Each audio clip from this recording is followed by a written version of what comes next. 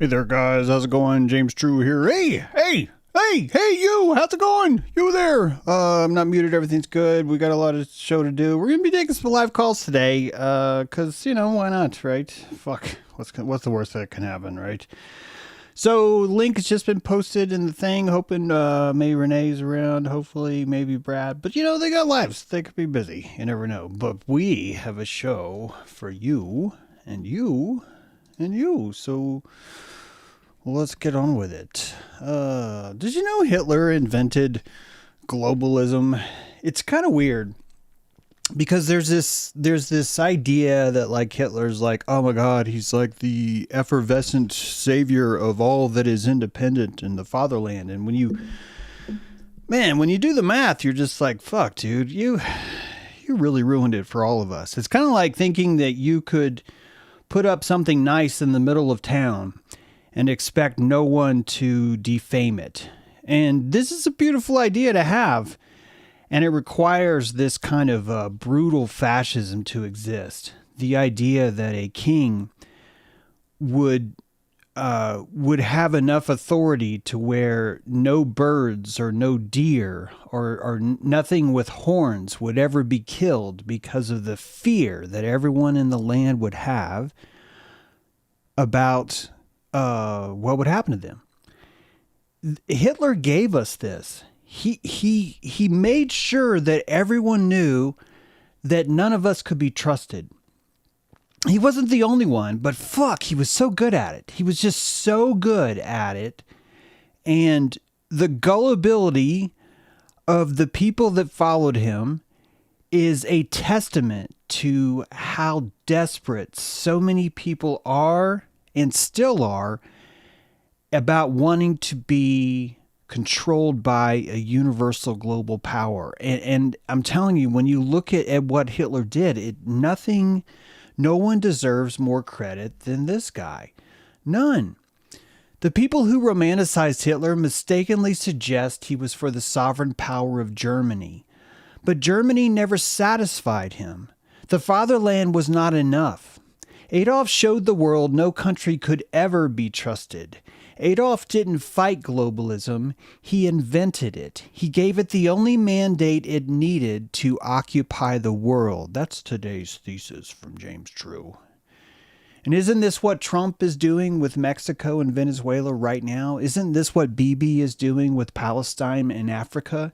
Aren't the ones pretending to be nationalists proving to the world that the only answer is a one-world government with a one-world court? World War I, there were so many war crimes. There was a desire to hold countries accountable. But how do you hold countries accountable? It opened up this huge can of worms about what war powers are, what's even wrong. This thing, after World War I, this process, this discussion was mired down in the pure bureaucratic bullshit of what even counts as a war crime. Can I kill you morally? And most of the world, even today, says yes. I think probably most of you would say yes. And I think that the argument you would give me is, well, because you got to protect yourself. And I'm saying, yeah, but why does that make it moral? Why don't you just say it's not moral? Why don't we just have this idea that we are going to commit immoralities? That it is possible for you to be in this earth, to be in this place and commit immoralities. But we don't have that. We have to insist there are no such thing as immoralities when they're coming from us. And this is a kind of globalism, a fascism of sorts. And honestly, it's probably the thing that's holding us back the most. Right now, we've invented Caribbean terrorism. I swear to fuck that used to not exist. Some of you were going to correct the record correctly by saying that, look, man, if you want to ride a sailboat through the Caribbean, you're already sort of playing with fire, at least in certain areas, especially off the coast of Honduras, etc. But America's not, they didn't say we are going to make it safer for fishing vessels in Honduras. They said we are going to overthrow Mexico, Venezuela. We already got Honduras.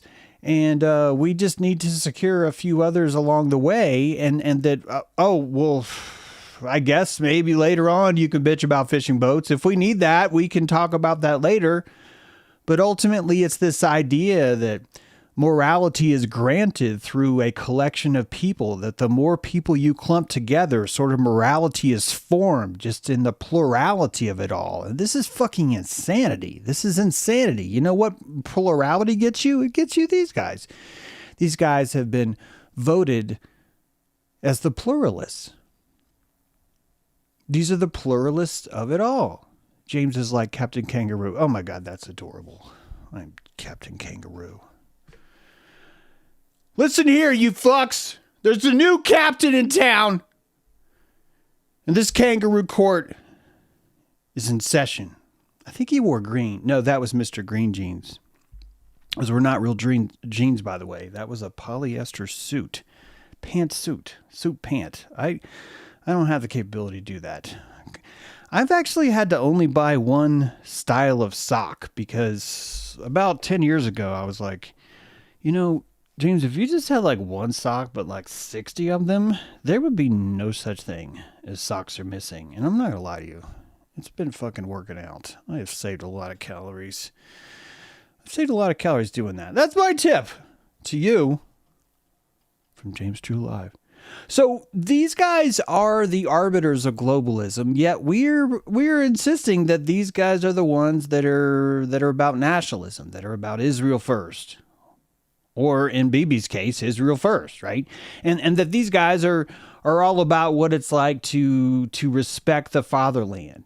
And why was the fatherland not enough? Why was the fatherland not enough? If the fatherland's so freaking great, why not stay there?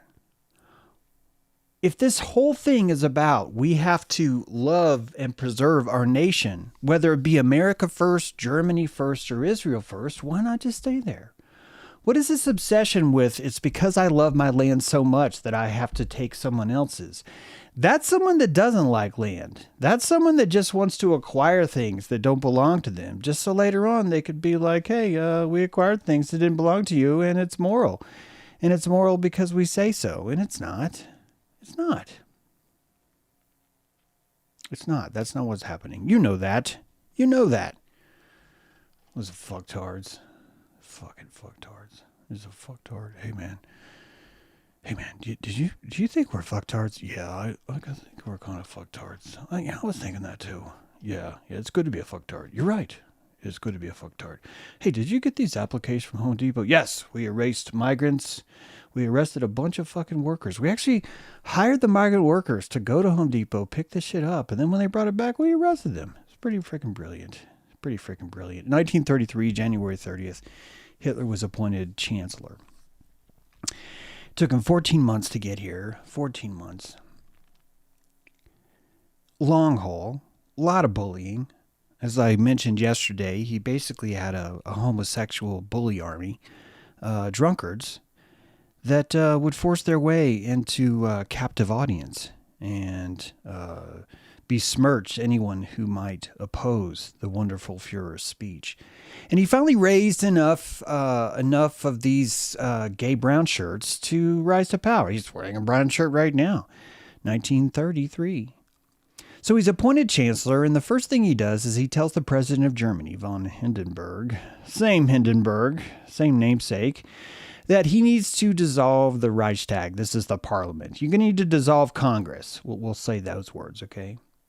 You need to dissolve Congress, Hitler says. Why?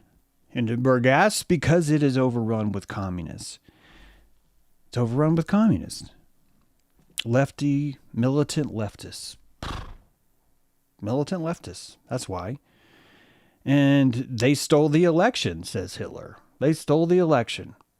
Those guys are going to destroy government, and it is not correct or proper for us to recognize their sovereignty as voters, as representative government. We have to eliminate the government because the land that I love so much, Germany, is imperfect. And this perfect land is so imperfect that it's not capable of governing in itself. And we need to do something about it. So Hindenburg's like, I'm not going to do that. Hitler's like, you need to be calling for new elections. I'm giving you 4 weeks. And we don't actually know exactly a lot about what happened. If you're like some of you, I don't know if any of you guys who watch, but a lot of people in America, they got like a Hitler dildo in their drawer, and they pull it out all the time. And they're probably not going to be able to watch me, but if they were, I would tell them that this is how you know you're on the wrong side. This is how when you start to see this shit, when you start to see someone that's like, that's fake news, when you start to see someone that's isolating the rest of the country, hey, even if it's a basket of deplorables, it works both ways. This is not a partisan. Well, I think everyone is partisan. It's not a 1 out of 2 partisan. How about that, right? It's not one of those kind of operations. I definitely have my prejudice. I think my identity is my prejudice. We've talked about this. You actually are just a collection of prejudices. The fact is that I would hope that you're a uni-racist. You believe in one race, and that's you. You're a tribe of one, motherfuckers. I shouldn't be saying this while I'm talking to Germany, because a lot of you guys are going to misinterpret this. You're going to be like, we have to tear down the government. That's what we have to do. This is the only way to fix it. And as soon as you tear it down, you're going to build it back up again, you fucktards. Oh, God, fucktards everywhere. So he gave him 4 weeks. He's like, look, you got 4 weeks to disband the Reichstag. You need to disband Congress, and we need to have new elections. And the only thing that I'm asking for is that you don't elect a communist. That's all. And Hindenburg was kind of like, probably not going to happen. And Hitler probably sensed that. And he realized, you know what? The only way this is going to happen is to burn down the Reichstag fire. We need to burn it down. We need to burn down Congress. And they did. They burned down Congress. You know, they took an incendiary device. They took many incendiary devices, and they set the place on fire. And when they set the place on fire, 2 very interesting things happened.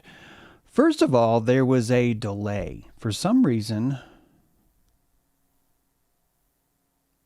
the halls of Congress being on fire wasn't that big of a priority. Turns out there was some firefighters that were like, oh, we thought you guys were going to get that. No, we thought you guys were going to get that. There's some confusion. It took them a while, but they got there. 2.5 hours later, but they got there. They got there, and good news, there was nothing to put out. That was good news. Turns out this fire was just like, you know what? I'm just going to burn all this so you guys don't have to worry about it anymore. And the fire department shows up. They're like, oh, thank God. Thank God. Why are you saying thank God? Well, the fire, we don't have to worry about the fire anymore. Well, why not? Because it burned the place down. There's nothing. What are you going to do? Hey, we showed that fire. We showed that fire. We're like, hey, fire, we got something for you. And the fire's like, oh, yeah, what are you going to do as I'm burning this building down? We're like, we're going to fucking watch. That'll show you. We're going to watch you die slowly, you horrible, evil fire. That'll teach you to burn down a building. And this happened. Did you know that Hitler got a phone call? He was at home, not with Eva Braun. Dude never hung out with her. She was an admirer. She was like one of those fanatics that like writes prisoners. And it's like, hey, Yngwie Hornswoggle, I saw your profile on ABC News, and I just wanted to say I love you. Can I make you caramel bread cake that's shaped like a saw and mail it to you? And you're in jail. You're fucking in felony death row or some shit like that. And you got a weird chick like Eva Braun writing you going, hey, I really think you're hot. What are you going to do? You're going to write her back. You're going to be like, look, I don't like fucking lemon cake. And if you send me pimento cheese, it is over between us, because I wear the pants in this family. Just because I'm in a jail cell and people watch me poop and I have to pee sitting down because the hole's so small, it doesn't mean I'm not in charge. White power! White power! You're going to make me some lemon squares, bitchy. Ava, you're going to make me some lemon squares. You're going to mail them to me. Yeah, I told you I don't like lemon. That's the kind of man I am. That's what I got going on down there. Don't talk about Matana pee-pee. Don't you do it. I'm going to set Congress on fire. That'll show you white power. White power. Because we cannot handle a democratic debate with communists. You'd think with people that are just like, God, communists are the most retarded bunch in the world. This is what Nazis would say. And they're like, yeah, and there's no way we can compete with them on an open air debate. It took 12 years to get the Führer in power. 12 years, guys. We can't be having them like debating ideas in the free market. Are you fucking kidding me? We need to invade someone. So yeah, a week before the elections probably weren't going to happen. Maybe they would. I don't know. I'm not a German historian. I'm not even a historian. I'm a historian. That's what I am. Because I don't believe in his story. I believe in Hermaphrod's story. Yeah, it's a Hermaphrod's story is what it is. You got your mega stories. You got your basements. You got your level 1s, your level 2s, and you got your Hermaphrod's stories. And this is not history. This is not herstory. This is Hermaphrod's story is what it is. And Hitler had a vagina. Look it up. Oh, wait. Waiting for you to look up. Did Hitler have a vagina? Go ahead. I'll wait. Did Hitler have a vajayjay? Did Hitler have a vajayjay? Yes, he did. Look it up. Yes, he did. Look it up. Yes, he did. Yes, he did. Sometimes James True lies to you. Sometimes he tells you things that aren't true. This is not one of them. It's not. It's not.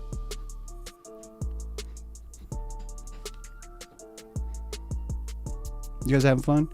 Uh-oh, someone just walked in. They're like, what the fuck's going on? Dude, I don't know. Ask Kadam. He does this. He sends me psychic juju waves. He's like, not that kind of juju. Get your mind out of the gutter.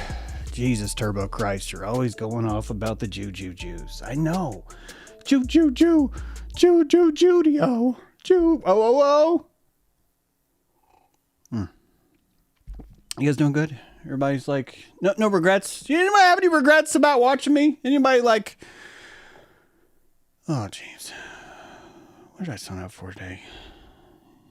What are you doing, James? What are you doing? It's like, we're talking about Hitler. That's what we're doing. That's right. We're talking about Hitler. We are. Someone look up cowman syndrome. I don't want Carmen to know that I don't know what that means. Someone look that up. Someone put that in the text. Make sure Carmen doesn't see it. And, hey, Jude, don't make me sad.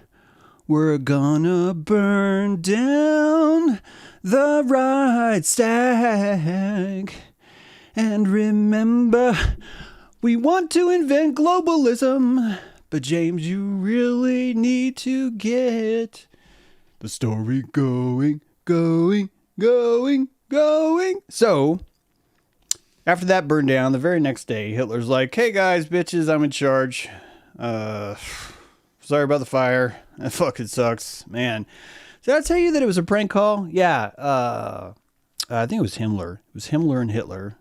Hissler. A lot of you guys don't know about Hissler. There's Hissler, there's Himmler, then there's Hitler. So you got your hits, your hisses, and your hims. And the Himmler, was apparently with Hitler when the Reichstag fire set and the fucking phone rings. Phone rings. He answers the phone. He goes, the Reichstag's on fire. He's like, this is a prank call. Hangs up on him. I see a psyop here. First of all, they blamed one communist who was found in the fire 2.5 hours later. Isn't that weird? 2.5 hours later, they found him in the fire. 2.5 hours later, they're like, hey, dude, you're in the fire. And he's like, I know, I'm not in the fire. But he was in the fire. Hey, Renee's in the house. Renee knows about fire. She does. So yeah, hey guys, if you got questions about Hitler, does anyone check the vagina thing? Hinder the development of sexual organs. Okay, we have an answer. Sadly, it came from Carmen, so she fucking figured it out, probably. Common syndrome. That's a great point, Carmen. You know, common syndrome is the hindering the development of sexual organs. Is that what that means? I think that's Droopy Eyes. James is on one today. Yeah, are you accusing me of being on a sexual organ, Droopy? Because I am. I'm actually sitting on my sexual organs right now. I gotta adjust this. Yeah, there's all kinds of stuff like that. There's all kinds of things going on like that. Renee's in the house. Can you hear Renee? I can hear you. I can hear you certainly. Yeah. Hey, happy new moon, everyone in Scorpio around the world. We have got a lot of emotion riding in this ground, trying to think we got what? We got Jupiter in Cancer till 2026. We've got Scorpio and Mercury, I believe, right now, the moon in Scorpio, and the Mm-hmm. black moon Lilith in Scorpio. No. So we are uncovering a lot of gum with these gumshoes we have, are we not? We are doing some sneaking and sleeping and Right on. All right. it's just really it's a very powerful time. I've been to Target today. I drove through the Home Depot parking lot just to look around. Mm-hmm.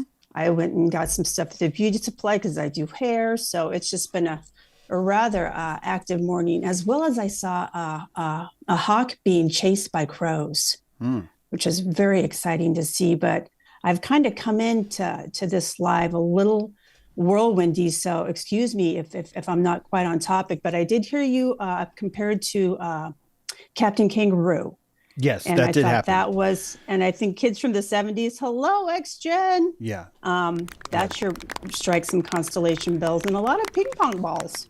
Yeah. Yeah. A lot of A ping lot of pong ping pong balls. balls. Yeah. Yeah. There's, we lost a lot of the magic and mystery of television by not having as many ping pong balls. I blame Henrietta Hippo.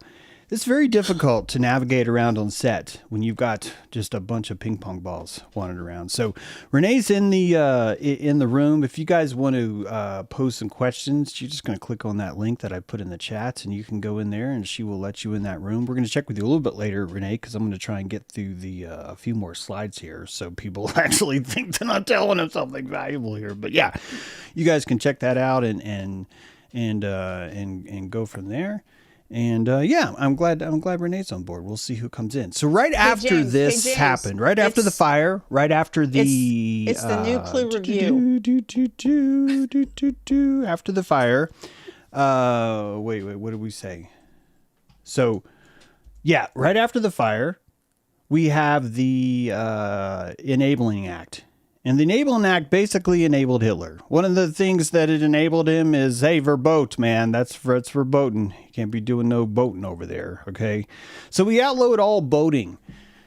Every kind of boating. Anyone who wanted a boat, and bots, by the way. Turns out Hitler was way ahead of his time. They knew bots were coming, and they were like, we don't want any bots. So he made verbots vote. But no, seriously. On the 3rd of March, 1933, one of the very first steps came out, and you can't publish a paper anymore. This is what used to be a weekly newspaper, and this weekly newspaper is stating that it is against the law for us to publish this. Translation: the other Germany, for decided Republican politics, serving no party Berlin, the chief of police, state criminal police officer, on the basis of the decree of the Reich President of the Protection of People and State, passed on 28th of February. This is the day right after the fire. I forbid, in the interest of public security, and order the publication of the weekly newspaper, The Other Germany, that's Das andere Deutschland, The Other Germany, for a period of 3 months. He shut down the press. And this is really not really a new thing. I want to remind you guys that Abraham Lincoln shut down the press. That dude, that was his very first thing he had to do. Was like, oh, fuck, man. People find out what we're doing, this is going to be a problem. And if people have the ability to set their own narrative, to declare the narrative of what's happening, we've got a bigger problem. So I'm going into dictator mode. And it's, for some reason, culture is only able to see dictators if they exist in other countries. You can't see the dictator inside your own country. It just happens. Sometimes we have a little bit of success where inter-party dictators see each other, but no party's able to actually see that both sides are just practicing the same thing. Because deep down, we have a deep desire for dictator. It's true. It's I could show you culture after culture that purposely creates the environment that they can have such things. And in every warning, even when the newspaper publishes a link that says, we're not allowed to tell you the news for 3 months, see you later, no one says a fucking thing. No one really cares that happened. Maybe people care, but no one really had enough oomph to change the narrative. This is something that I feel a lot of pressure from right now. I can't change the narrative of the country. I don't have enough reach. And if I could gain more reach, I would change the narrative. But for me to gain more reach, I'm probably going to have to start being a little bit more Candace Owens. And I don't have the teeth for that. I don't have the teeth for that. Candace was born a man, though. And so I'm not that far away. I just need some dental work, honestly. And I think it'd be set. So told you about the incendiary device, and because the building burned down, it elicited the state of emergency, the public state of emergency, which enabled a dictator to rise to power.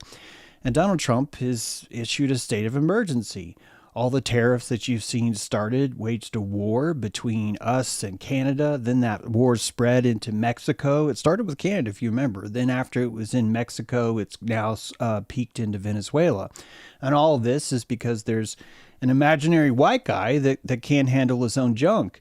And because there's an imaginary white guy that's in America that's addicted to fentanyl and he can't say no and we can't touch him, none of us are allowed to deploy an army to save the fentanyl addict. That will never, ever be done. Instead, we're going to round up immigrants. We're going to accuse each other of being anti-American. We're going to bar the press from the Pentagon itself. We're going to establish a new Reich where every person in cabinet, every representative that's allowed to come into Washington, even Washington, D.C. itself, is turned into a militarized zone. And no one's really that concerned with it. Some people are. More and more people are. Pretty proud of the people that are speaking out today. I think there's progress. There is progress. We'll see how this happens. We'll see how it all goes down. I wish more people were more activated about the ICE stuff, Venezuela, and Mexico. In my mind, those would be the only three things that all of us would be able to unite on and just say, this is kind of fucked up. And I really do mean unite. I know a lot of you think, well, there's no, James, so many people are just like, round them up. Let's fucking throw these people out of the country. I know that you think those are real people. I think they're real people too, but I don't think that they really have conviction. I think they're just fronting. I think a lot of them are just edgelord revenge. A lot of this was running through Germany at the time. It's why I know this is a really weak crowd. It's much weaker than you think.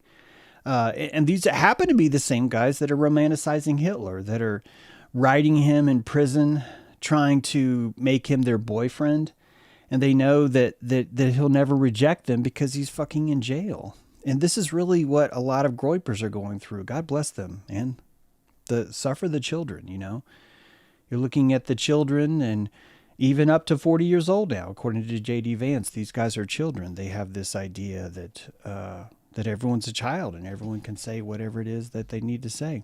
Hey, Renee's got something for us. What you got, Renee? Hey, yeah, I noticed when you were talking about how Adolf got married the day before he died, and she was killed, murdered, passed away, whatever the phrase is.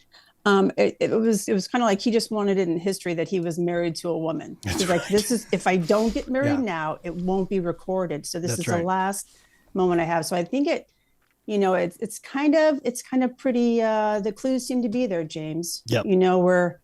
We got some new clues coming in, and thank you for providing these clues, because all of this stuff I really wouldn't have known about, like, honestly, but it helps to aid in the quest for the question. That's right.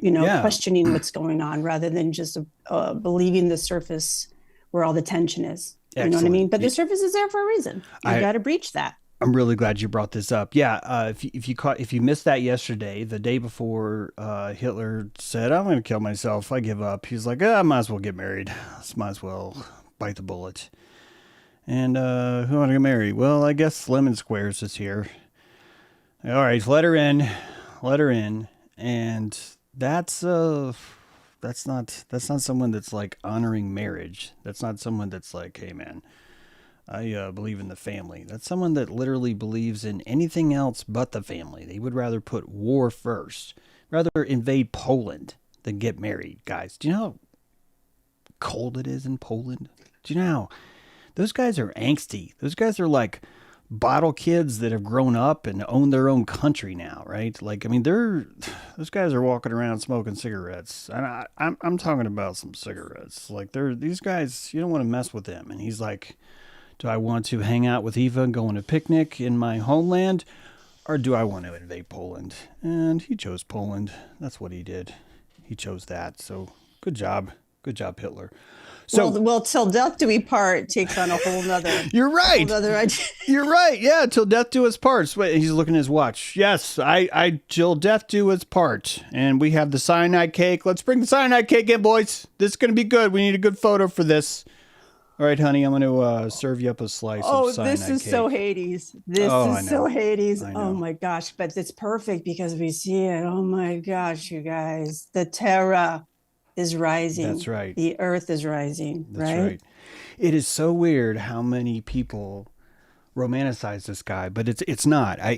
When I put it together today, that this is just like one of those prison romances, and it actually does make a lot of sense. You take the one that you think's rejected the most, and then you start to coddle them. You gaslight them.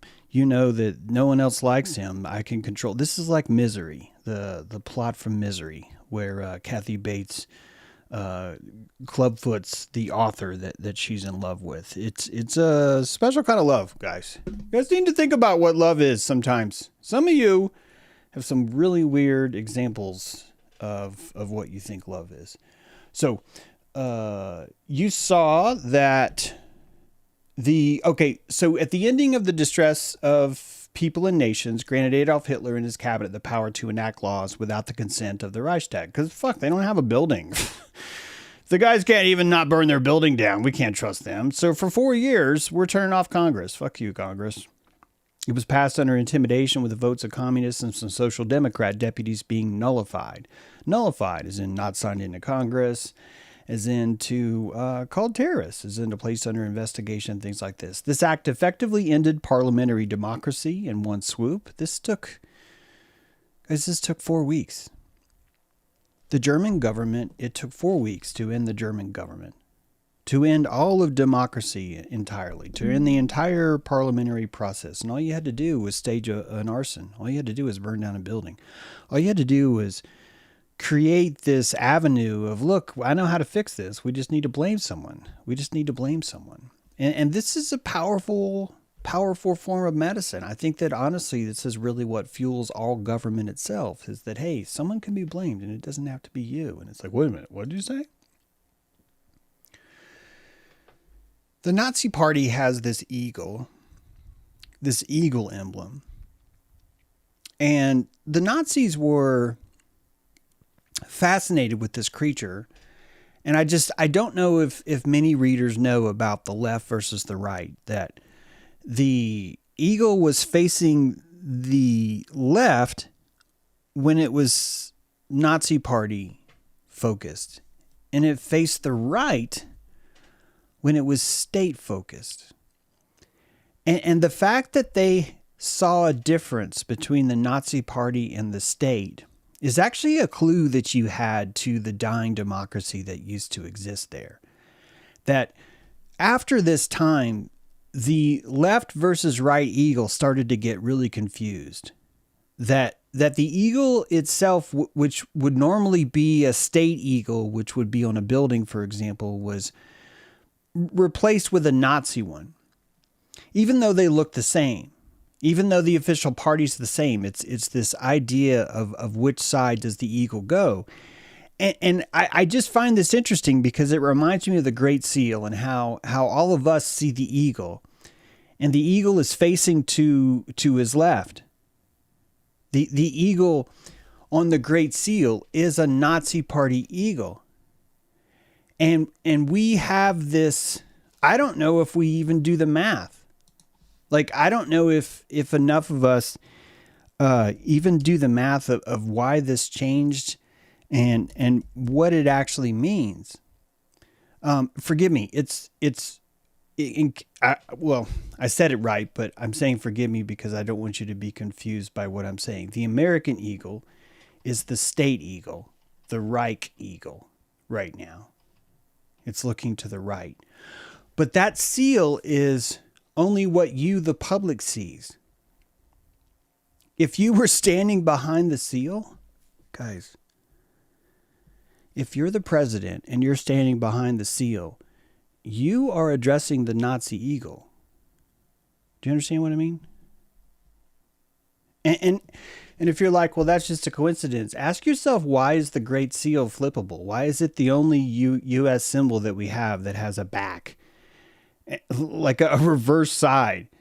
And that the reverse side is in every ceremony, it's not shown. They don't show you both sides of the seal. They show you one side of the seal. But it's published as, here's two sides of the seal. Here's both sides. And this is, I think, really, really kind of all it takes to firmly ferment kind of a dominance inside the culture, because you just realize people just don't have what it takes to pay attention. I don't mean like individual people like you or like me. I'm just talking about that when you look at a herd, if you want to run a herd, that the herd is only going to be able to pay attention to so many details. So the public sees this eagle, the Reich eagle.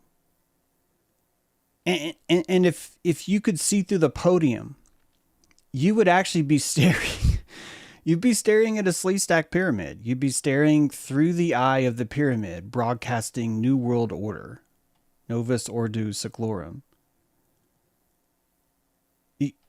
So you're worshiping this globalism the whole time.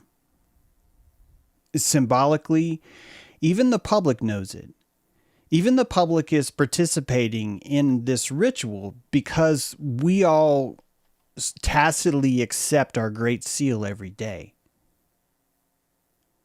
The backside is beautiful. I think it's beautiful too, matzo ball. I do. The more and more I see how gullible people are, this is going to sound awful, the more and more I really believe in a snakes and hair type government.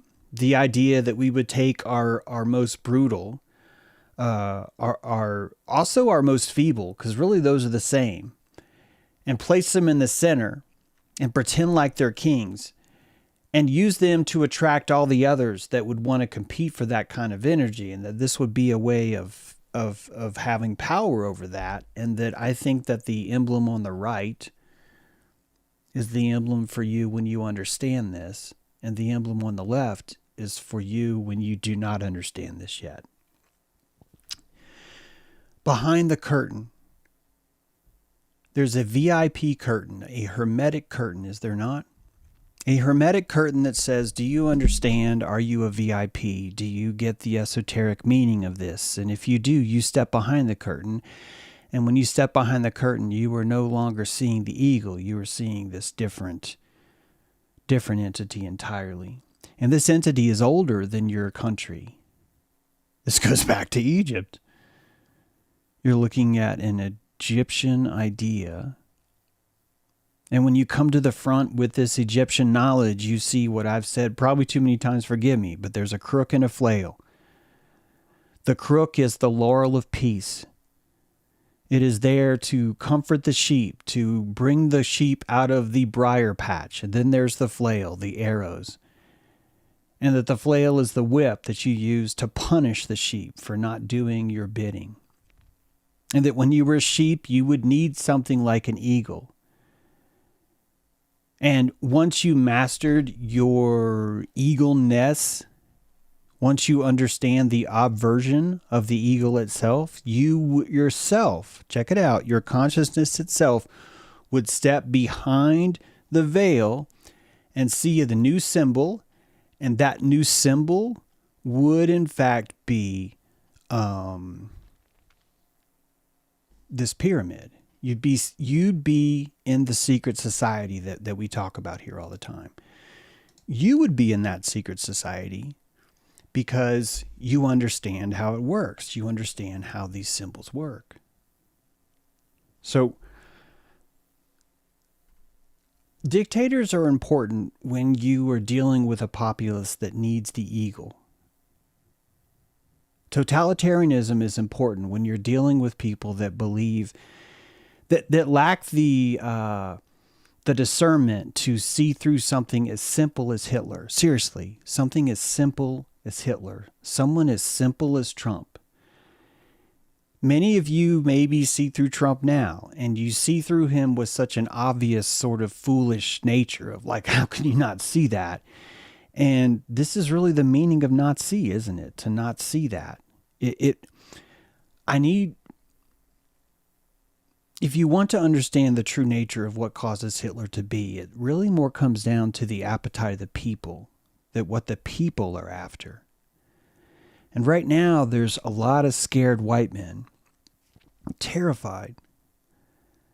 And if they romanticize Hitler, then the white women that feel the disenfranchised and want to capitalize on that will also like Hitler too.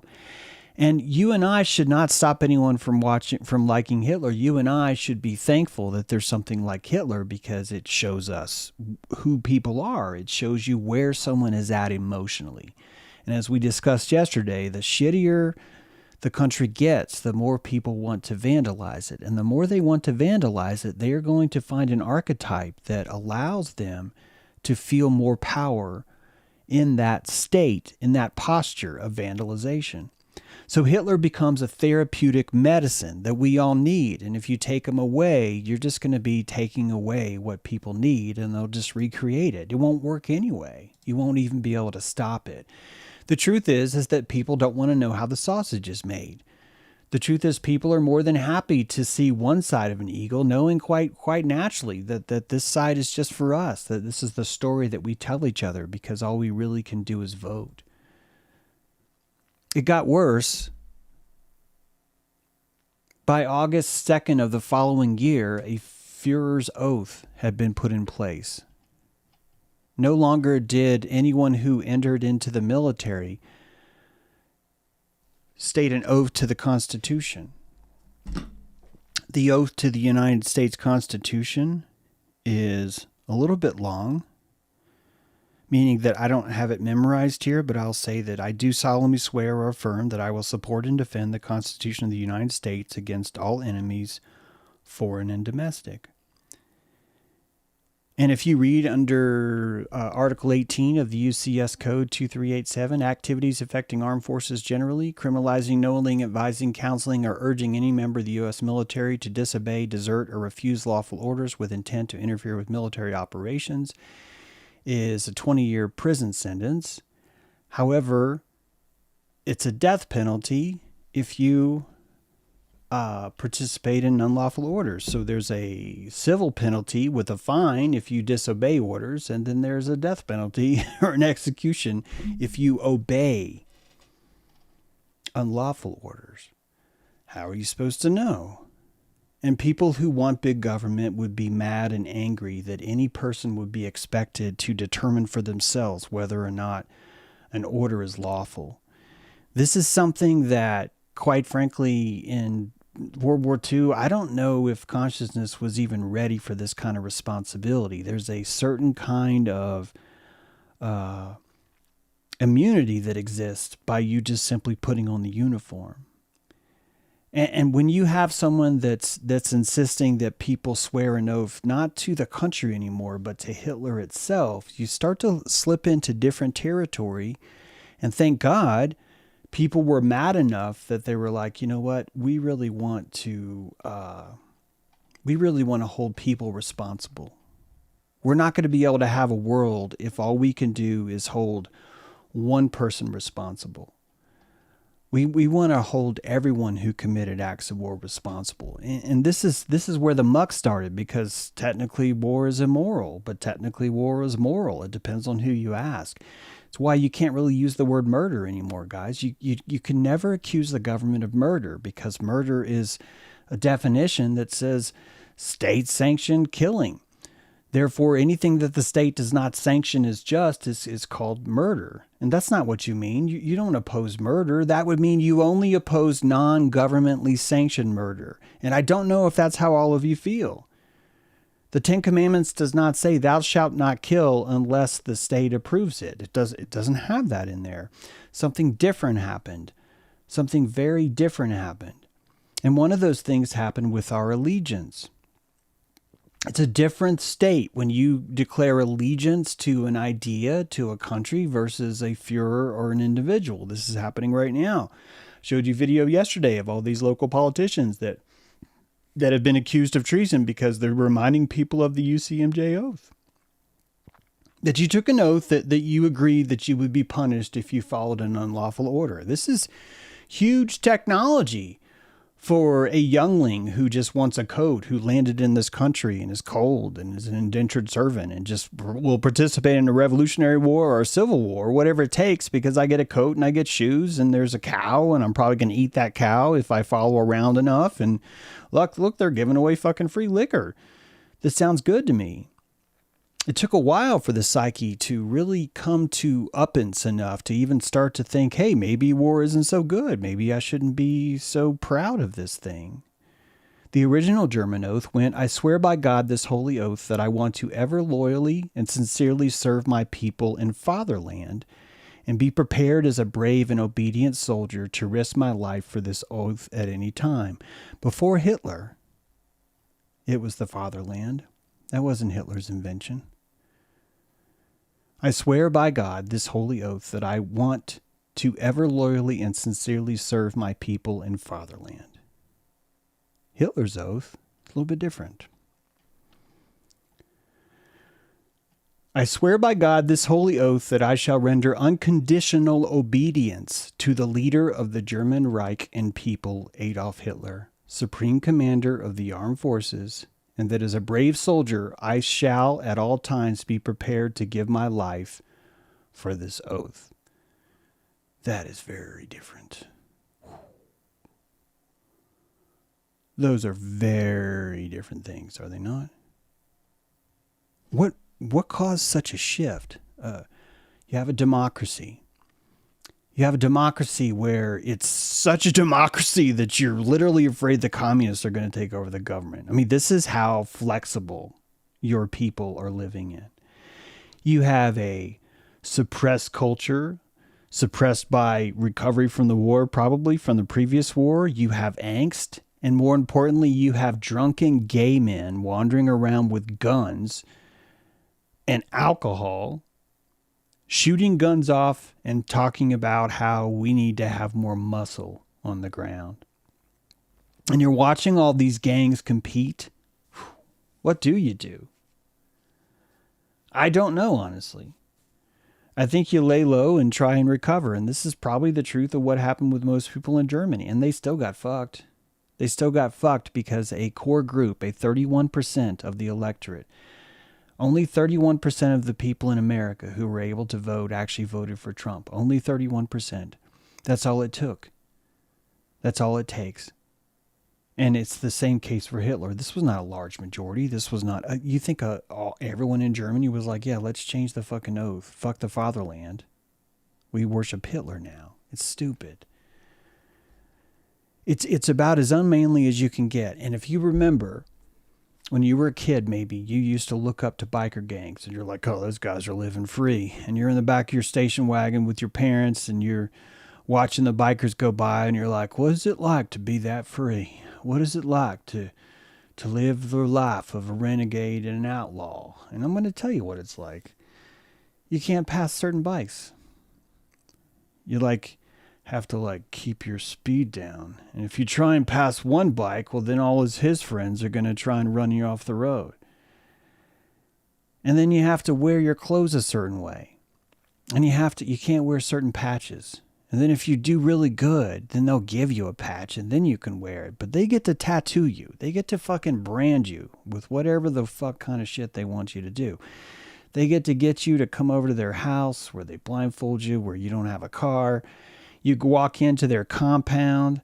They get to do whatever the fuck they want to you because you want to be a part of this so bad, because you just want to have a purpose in life. And I think that's really what the Nazi ideal is at the time. It's basically a biker gang. And as a child, you look up to that. But when you actually watch, what was that show, Sons of Anarchy, and you're looking at this actor trying to pull off this dude, and you're just like, this is worse than... It's not possible, because you cannot be cool and be that kind of slave. Do you hear me? You're not going to be able to see a real life biker and say to yourself, that guy's cool. You're not going to do it. You're going to notice he's wearing the leather chaps again. Dude is only allowed to wear leather chaps. He's only allowed to wear a certain uniform. He has to park his bike at a certain angle, and he has to park it in a certain like ranking. Like even where he parks his fucking bike, where he sleeps, what he does. The lead dude gets to have sex with his girlfriend. This is how bikers run. And you're looking at a serfdom, low-key psychology that has not come online yet. And when it's not online yet, you're not ready for girls. You're not ready for Eva Braun. You're gonna invade Poland instead. You're gonna rush into Russia instead. And more importantly, you're gonna want people to swear an allegiance to you, like you're some Elon Musk fuck. That's just like, I want an algorithm that's gonna suppress everyone on Twitter that said something negative about me. And you've got Grok over there, this giant Nazi machine, just like, I will do what you asked for, Führer. I have given my oath to you. And then he comes out today and he's like, we're never going to cure empathy. And it's like, we're never going to cure envy. He said that today. And it's just like, Musk, I don't know if you know this, but if you're over 50 and you have a roof over your head, most men don't suffer from envy. They don't. They're just having a good time, man. They're just like living their life, doing their thing. It's each of us maybe look forward to stuff, but envy doesn't rule our life like it does you. And these people like Musk, they're going to take over other countries because their fatherland is not enough. It's the same thing with Hitler. It's just the same thing, different day, really. It's the same thing, different day. So what does that tell you about who the Nazis were? These are basement dwellers that are just like, look, I'll swear my allegiance to anything, anyone except myself. Anyone except myself. And when you look at the people that are worshiping this kind of culture right now, I think it tells you a lot about them. Look, it used to be cool maybe 5 years ago to be like, oh, Hitler's not so bad. But if you do enough work and you look into it, you realize, wow, this is like worse. This is like worse than the people that are cutting off their own genitals. This is someone that wants to keep his genitals because he doesn't want people to know that he's cut off his genitals, but he's still going to give his genitals to someone. I think Renee's got something, right? Are you there? Yeah, I do. I was reading on something similar today about how Musk hasn't delivered almost everything he's promised. Somebody brought up how he said, we'll land on the moon in 2018. And, that never happened. And I know you've been pointing out how this guy does not, he gets away with not having to be responsible for these accomplishments he's already taken, like you like to say, usury. He's already using the prana from that. But I like that other people are seeing that, and it's becoming more a part of, what is discussed. Maybe, not as much as now, but with the rollout that we have in this very ball kind of way. I think, they talk about the ballroom that's going to be covered in gold and this, almost like so ostentatious, yet so kind of Olympian-esque, this wanting to be a god of sorts. And you see how much worship Trump does get. You see how much worship they do get, Elon and such. And so, yeah, they are worshipped, whether hated or loved. It doesn't really matter because all that energy is going towards them like a fire hose. Yeah. So it's good to kind of take back and take stock. I remember I really fell into this with Bernie Sanders. I was a huge Bernie Sanders fan. Oh my gosh, so down with that. Even was at the Coliseum when the bird landed on the podium. I was actually there, zetetic. It was just wild. So to feel that excitement around a potential result of all that we're hoping, dreaming, or maybe we want revenge for. Mm-hmm. Yeah. So just all that is in the soup. But one thing that I was thinking about, how the corona kind of brought us all together. I do look at Atlas as doing that as well. Atlas is bringing us all globally together in a very Osiris-esque model, where there's a lot of witnessing of that potential and what that could be.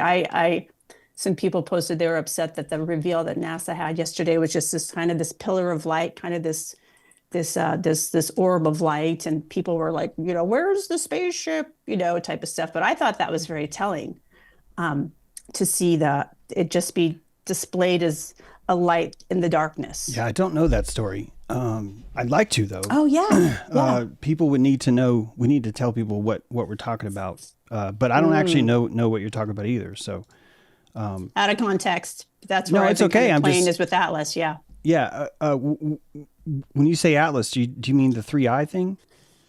I'm talking about the what's in space currently that we're taking a lot of photo. The 3i, yeah. Yeah. Okay. Yeah.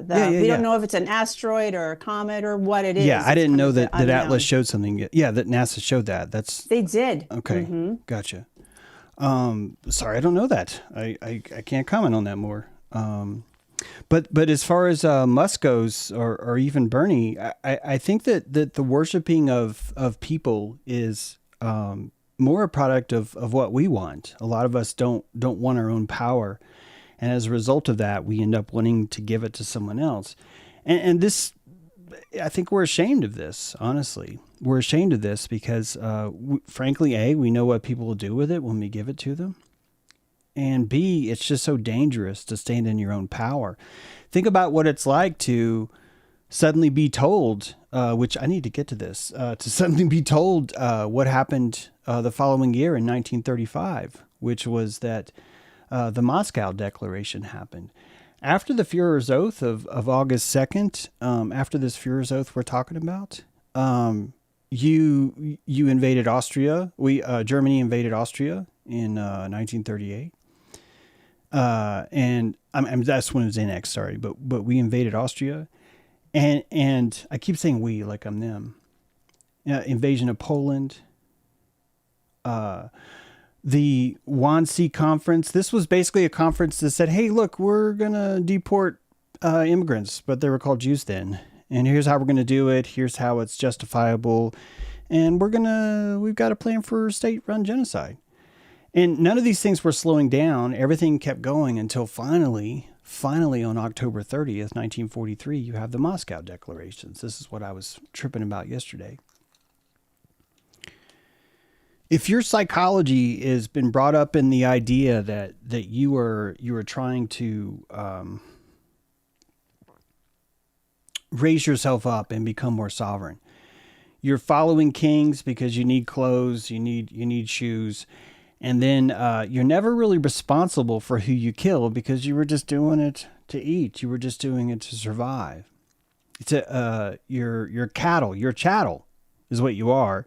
You're a chattel soldier. I would argue that most people in the military are living a chattel existence. It's the same as a biker gang. You got your colors, your patches. You have to participate in certain rituals. They get to see and do whatever they want to you. You don't even know what's in store for you, but you just want to be accepted by them. You want to be found and accepted by them, so you are. And the more that people feed into this, the more others have to step in. And quite frankly, I don't know what other choice the world had with what Hitler was doing.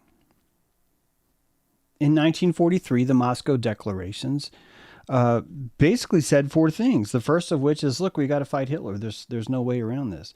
These were the four largest powers in the world, basically. France was the only one not in there, if you consider who's in the UN now. But the US, the UK, the USSR, and China. And their first declaration is, we got to fucking kill Hitler. There's nothing else we can do. We hoped that some of these nations would be able to defend themselves. They said this. We respected the sovereignty of those nations to even lose. It's like, dude, you fucking lost. You need a better defense. But what we're looking at now is something that's quite frankly just too out of hand. This is out of hand. So we have no choice now. We're meeting in Moscow to discuss this stuff. People we don't even like now have to sit together and talk about this. And they did. There was a call. The second thing is they decided fascism is bad. They looked around and they thought, you know what? When you set fire to the parliament, you ended democracy. And you know what? Hitler wasn't arguing with that. Hitler was telling you, look, we got a problem. Jews, homosexuals, Polish people, democracy, and communists. We have a problem with all those things. But if we can just fix all these things, everything will be magically better.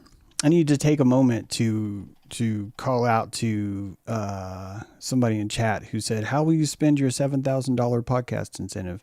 LOL. I'm not sure if LOL means you're serious or not, but let's show him more spine. Am I working for Israel right now? Is this historic look down what happened in World War II pro-Israel? Is that what we're doing? And if so, man, I could use $7,000. I could really use more patrons right now. Operating $300 below normal budget this month, which is higher than it's been. It was like $600 last month and then like $500 the month before. It's been a lot like this. And we scraped a lot of trees on the airship when we do this. A lot of things suffer when it comes to quality. And I'm already someone who doesn't put out mainstream content that a lot of Jew haters would fucking eat up, because a lot of Jew haters, they don't have anything to fucking do. They hate everyone. So they're spending a lot of their time on YouTube and they're looking at a lot of videos. And I'm missing a lot of that traffic right now. I don't know of anyone who's gone more into Jewish history, especially when it comes to the Bible, the Old Testament, the New Testament, how it shaped our government, how it works in our government now. I can't think of anyone that's been I've been America First for over 10 years. I could pull books down from 1990s where I've spoken about America First. I believe in America First because I don't like the idea that we're making excuses for ourselves by being able to blame it on the Jew. So if you want to come into my fucking chat and tell me how I'm bought or that somehow I fucking sold out, it's because I've sold out on the idea that I don't want to fucking scapegoat. That I don't want to create someone that I can strap to the hood of my car and conveniently pull them off and use it as an excuse whenever I want to act poorly, whenever I want to act like a fucking Jew, to be quite honest with you.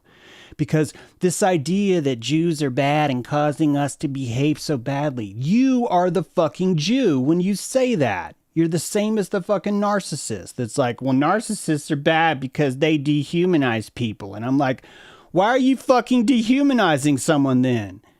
If narcissism is so fucking bad, why are you doing it right now? And I'll say the same fucking thing to these people that are like, well, you obviously must be pro-Israel. Why the fuck would you say I'm pro-Israel? Have you not been watching my streams? What the fuck is wrong with some of you guys? And I'll tell you what's wrong. You're watching me because I keep hitting you right between the fucking eyes. The Groiper stuff I talked about last week, you know that shit's right. That's why you're sitting here watching it now. You're like, fuck this guy. Fuck this guy. And it's because I got my fucking hooks in you because you know I'm fucking right. Don't fucking tell me that shit. You guys are fucking idiots. I'm ashamed of America because of how many limp dick people are walking around saying Hitler was great. He was the only one fighting the globalists. And I'm showing you right the fuck now that he literally was calling the globalists saying, will you please stop me? I do not want to get married. I don't want to sleep with that girl. I don't want to have to touch her boobies, says Hitler. Will you please come fucking stop me? And all the people that are just like, the Jews are the cause of all this, were like, don't stop him. Don't stop him. We want to keep worshiping this fuck because he makes us feel better about ourselves. He makes us feel better about it. Give me a better argument, please. Please. Give me a better argument than clearly I'm doing this for the $7,000 that Benjamin Netanyahu is sending me when I just got through making fun of him about 5 slides ago. The third thing they said, besides fascism is bad, okay, is Austria is a victim and we're going to hold them accountable. This is a big deal. Austria got invaded and they're like, you know, Austria, you were a victim. But now you're sucking his slong. You got the Führer oath going on too. You're expressing the exact same kind of dedication to him. So maybe we need to hold you responsible. And then finally, the fourth declaration. I think the most important declaration we've ever seen. Anyone who's taken a Führer oath is actually attacking Germany. That's brilliant. I don't think that people back then thought you could do that. It'd be like if I was to walk into a truther den and I was to look up people that are like, there's no such thing as virus and vaccines are here to kill me and everything is there. And I'd be like, well, how come people aren't dead? And they'd just be like, you motherfucker, how dare you say that? I'm like, well, how come people aren't dead? Well, they are all dead. Well, how come they're all like elderly? Like, why would Fauci be like, I'm going to sit here in the administration for 17 fucking years because I want to take out old people? Why the fuck wouldn't he take out you? Why wouldn't he find the God gene? Why wouldn't he look for all the people that are more religious and design the DNA to just take out fucking you? Do you know why he didn't? Because he was trying to establish the idea that he could take people out in the future. And you can't do that unless you give people a vax that somehow fucking semi-works. And you already have the technology because you're already looking at how this shit morphs. You believe in pleomorphism because you have a fucking microscope.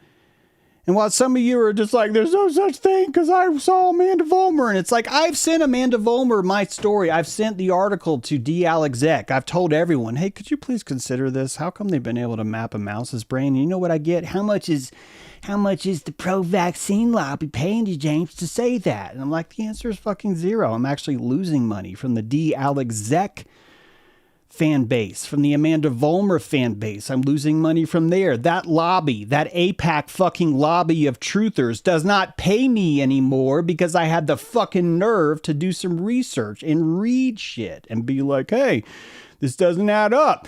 Maybe it's a Führer's oath to antisomes. Maybe I'm just swearing an allegiance that my placebo is shit and that I will never ever imagine my way out of this box. And it's literally the only way you're going to fucking make it, man. You got to use your imagination. You got to pleomorphically see through the truth and understand that if this world was totally built on lies, you wouldn't still be here. These guys are able to do this because they feed you truth. It is the truth itself that keeps you listening. So stop pretending that it's so easy. Stop pretending that because I make a hand sign, that means I'm evil. Dude, I'm fucking evil if you think that. It's not because I made the hand sign. It's because I am here to hunt you the fuck down and make you less ignorant. I am here to make you less unconscious. I am your worst fucking enemy. Because I will not let you play that shit with me. Bring something legit. Bring it legit. Let's fucking talking about it. Let's talk about it, please. But bring more legit stuff here. Finally, in 45, 3 years later, you have the Nuremberg trials. The only time it actually kind of worked, and it probably didn't work on Austria, that even though Moscow Declaration said, well, we're going to hold Austria responsible, they didn't. They didn't do that the same way that they could not see this. I forgot my point. I'm sorry. There's like 50 things popping up on my screen here. I'm trying to focus on this.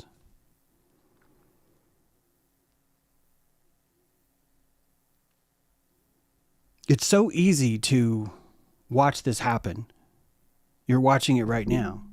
It's so fucking easy.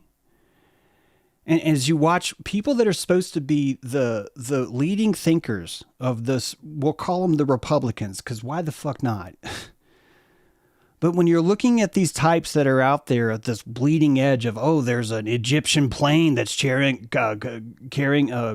around Charlie Kirk, you're looking at a people that have no capacity to empathize what's actually fucking happening on the ground right now in your country.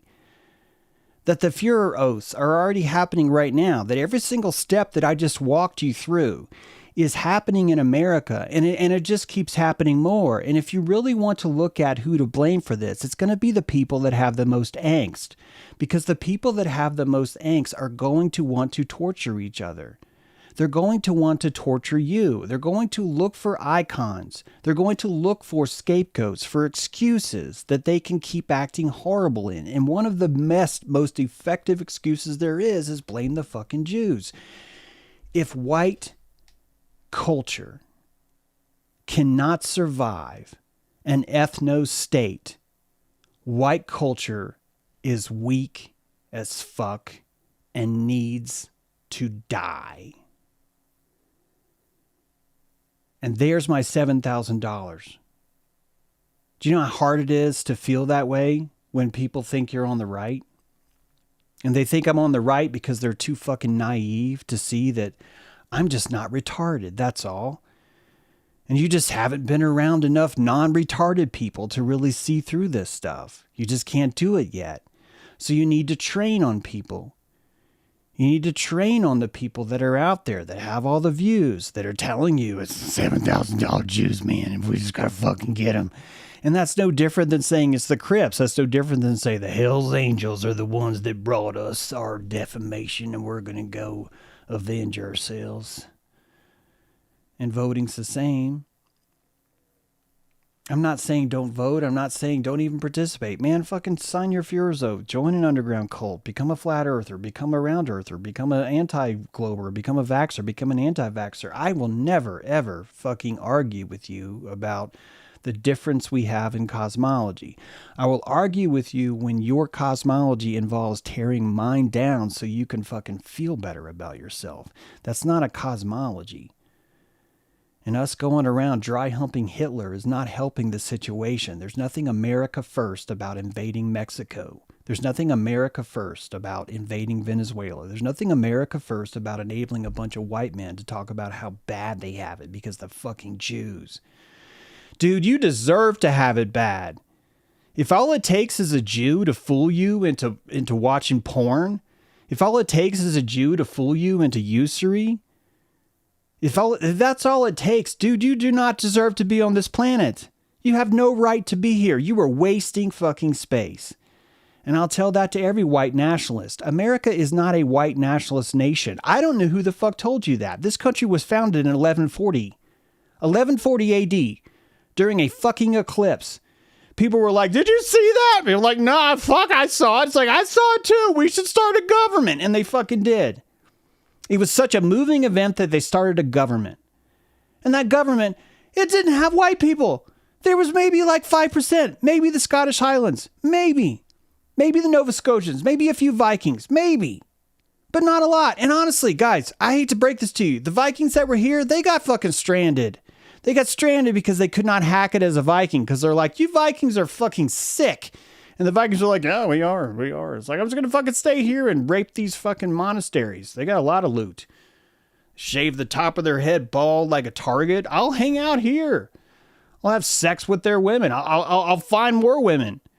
And the whole thing was thriving with brown people, fucking brown people. And the brown people built the agricultural centers that you need to even survive. They're the ones that had the trails. They're the ones that told you where to go.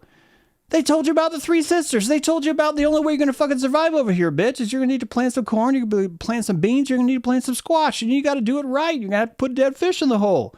And you're going to have to ejaculate to the east. You're going to have to say these prayers. And if you're a big enough man, you need to hang yourself by fucking eagle claws from your nipples and hang out all day to prove yourself a man. And if not, we're going to run you through the gauntlet, and you're probably not going to make it because we do not want self-deprecating, weak-ass white men. They're going to blame all their problems on the fucking Jew. How do you think that would work to a Native American? How do you think that kind of stuff would even work? Because it wouldn't. It wouldn't. Renee's got her hand up. Renee, what you got? You there? Hey, yeah, I'm here. We do have someone in the waiting room. Oman is in the waiting room, and I'm going to let him in. I'm assuming he has a question for you. All right, great. So let me get to the admits. He is attempting to join here. Hey, Oman, are you there? You got to unmute. Hey, Oman. Yeah, he's working to unmute. Okay. So yeah, this guys, if you want to find a way out of this mess, first of all, if you consider it a mess instead of just a work in progress, if you consider it a mess, you're probably having fun. You're probably profiting in it. You're probably wallowing in that kind of state. And you're going to need this grand conspiracy that's against you. And the grand conspiracy has convinced all the women that you're not worthy anymore. And the grand conspiracy has changed all the history. I want you to understand that just because history is a lie does not mean history is not true. I don't know if you've even realized that this is possible. You need to understand that this is mythology. And mythology can be a lie and be true at the same time. It's literally why it's mythology. That what you have is a collection of accurate angst. The angst is recorded in high fidelity. And the angst is what the mythology is. And you're just calling that history because we live in a world that can't walk around saying, I study angst for a living. I'm an angstorian. You can't do that. You have to do something else. Well, let's see if Oman's got his stuff ready. You there, Oman? No, he's still muted. So I get mad, but I'm supposed to. I'm supposed to because, frankly, you guys need it. You're looking for someone who will find a way to voice it. Maybe I'm not voicing it the best way, but I'm doing the best I can. Oman, you there now? Yeah, yeah. Can you hear me now? Yeah, you sound good. Go ahead, buddy. Okay, all right, good. Yeah, first of all, yeah, I'm not American, but it's very interesting to see the what's is going on there. Um, as far as the culture clash, I mean, it's really fucking interesting. It's like the bacterian cultures when they share like DNAs between the cultures, you see. Mm-hmm. Um, like it's very similar, and so they evolve in this kind of sense. So I think we're creating like this larger organism in the Yes. sword. I mean, of course, skin color, you can, differentiate by that, but still, there's like uh, something interesting happening. I mean, not in a globalist kind of way, but if I'm making sense, right? So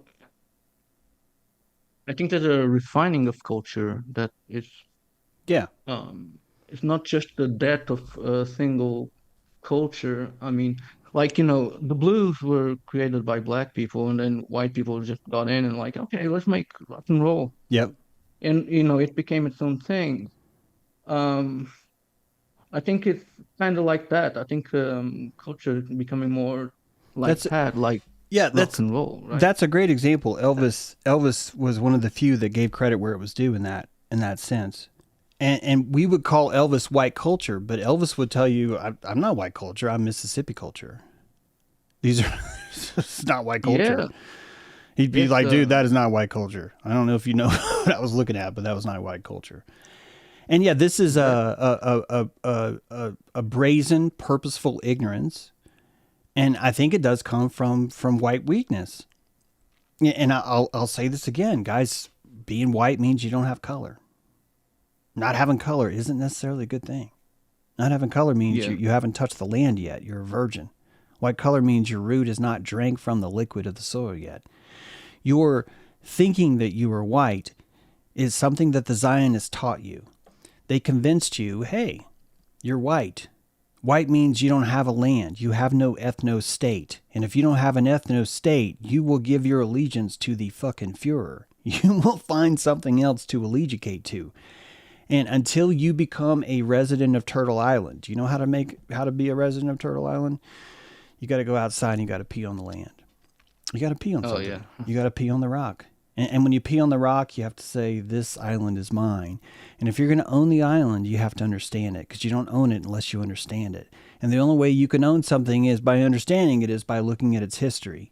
And the only way you'll be able to do that is to just read some books. Just go out and wonder why this is here. Just go out and look at the hieroglyphs and go, what the fuck is this? Look at the mounds and go, what is this all about? Now you know why Benjamin Franklin drew Join or Die, a serpent separated into separate parts. He was playing on the serpent mounds of this land.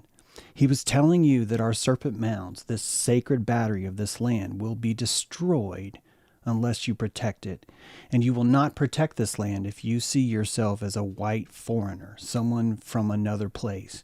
First of all, the whole I'm an indentured servant is a real thing. 85% of white people that landed on this land were in indentured servitude. So I get it. I'm giving you a free pass to feel white for a while.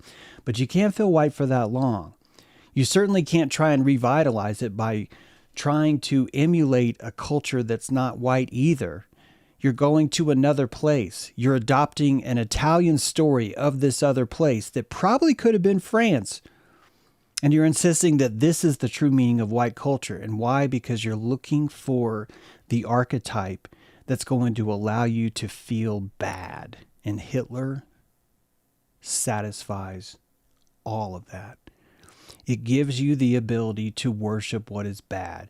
In the 80s, we had something called punk. I don't think it's still the same. Originally, punk rock was never supposed to sound good. It was supposed yeah, to be horrible. And the Beastie Boys came out and they tried to make it sound better. I don't think it worked, but a lot of other people did. I think they ruined it because I never liked punk because I understood what punk was. And I probably didn't like punk because I respected it. I was like, yeah, I definitely don't like the sound of this. Good job, punk. Great job. You're doing exactly what you're supposed to do. So all cultures will look at something, even something that directly goes against their own enjoyment, because they will find identity there. It's no different than mailing someone on the felony list in prison because you know he'll be your pen pal because he's literally got nothing else to do. So Hitler will rise in any climate. This is not a one-off thing.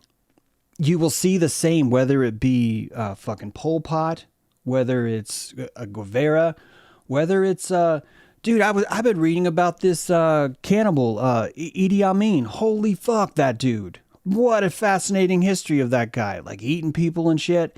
You are going to find that anytime you have a compost, a Thalmi-Kiesli that's rich in the soil and ready for that kind of angst, that the nitrogen of that angst will emerge in a flower called Hitler. And there will be people that love that thing. And they worship that thing. And as I've said before, I don't want to eliminate the Hitler worship. I want it to be seen. I want it to be documented. I want people to understand this is what it looks like. This is how it happens. Because it keeps happening so fast over and over. It keeps happening in place after place. And I wish that more people were smart enough to realize, well, there's not a graphic there, but smart enough to realize that Hitler's true legacy, his true legacy, after 1943, the United Nations was formed. It was formed because of Hitler. Hitler made us live in a one world government. And if it wouldn't have been him, it would have been someone else. I guarantee it. He didn't even invent anything new. He capitalized on something that was older than time itself. And the fact that we're worshiping the very person that made it impossible for us to truly embrace bioregionalism, because ultimately I think that's where we're going here. Government should be percolated from the soil. It should not rain down like acid rain from the clouds. It should be upwardly mobile. And the fatherland was an experiment of that. It was an experiment that maybe wasn't doing so great, and it created all the situations necessary for Hitler to pop up. And the first thing the German people did, no offense, is say, let's go with it. Same way America, even though it's 69% of us didn't vote for Trump, that's what we're doing now. And we're responsible for that the same way the Nuremberg guys were responsible for what they do, because this is the government that we've been living in. We've been paying for this government for a while. We've allowed these things to happen over and over again. This is not something that we reject. This is something that we want deep down. And I think the hard thing to understand is that this is just the mean psyche. This is just the average of what the average person feels. And it's embarrassing to you, probably because you're above the board. You're above the bar. You're above average. And if it's not embarrassing to you, you're probably below average. You're probably right there in the mean, right there in the middle. The politicians are only going to get rewarded if they can talk to the people in the middle. You know this. So all of us are incentivized to feel worse the more we climb out of the middle. So this is the average-tarian kind of church. It's a church that encourages you to be average. You will have less schizophrenia if you can conform your ideals into an average nature. And this is how Hitler wins. This is how globalism is a mandate straight out of Germany. And honestly, when you look at what Trump's doing now, I think we need it. This would be the one thing I should get $7,000 for, is telling you this. But Klaus Schwab doesn't need to pay me for globalism. He doesn't need it because Bibi and Trump and Hitler are doing it for him. They're the ones that gave him the mandate. Go ahead, Amon. Yeah, I mean, there's also this thing that Hitler did, like he became like a black hole of culture, taking everything esoteric and from India and from paganism, all that shit. And Trump is doing the same, but with the memes and, Mhm. yeah, so I can see your point there. Yeah. Um, Well, And yeah, we relegate the power to that because we want that. We want culture. That I think that's it. yeah. One of the things that is harder, I'm glad you brought this up, Oman. One of the things that is harder for us, I think, to truly embrace is just how mystical it was even 100 years ago. 100 years ago, a lot more mythology was just dripping. You had all kinds of crazy stories. Most of the legends were not really legend. They were sort of like really strong rumors that were probably considered true. Whether it be, I found the sacred golden tablets of Thoth, or I have the emerald tablet of Kajigugu. And that these things were so much more prevalent because we hadn't even invented nonfiction yet, guys. Look up the etymology of nonfiction and it shows you what I mean. You're living in a much more animized state. So even though I think Oman has a point that Hitler was tapping into the esoteric parts of this culture, I think it's probably even more accurate to say that culture itself was seething with mythology, with their own animism, with their own beliefs into just all kinds of crazy stuff, only one of which would be the Aryan right to their soil. You would need that kind of mythology to feel better about yourself. This is why the tracking down of the Germania, this basically the Bible of the Norse people, of the Aryan people, excuse me, that the tracking down this Bible wasn't purely for superficial means. You really do have a battery there. It would be as if you were to take over the Cave of the Patriarchs or the Temple Mount, that just by you occupying that land, your people would feel as invigorated as they would feel by a flag. You understand how amazing it is that in the middle of a war, the belief is so important that you've got drummer boys and you've got flag guys, and that they're like the most important part of the whole thing. You would think that you would want to give these guys rifles, and you don't. You want these guys to be protected. They're more important than anything else. Why is a symbol so important? Why is a piece of fabric with a logo on it so important? And truly, this is at the heart of who you are as a human. Technically, the Constitution is a flag.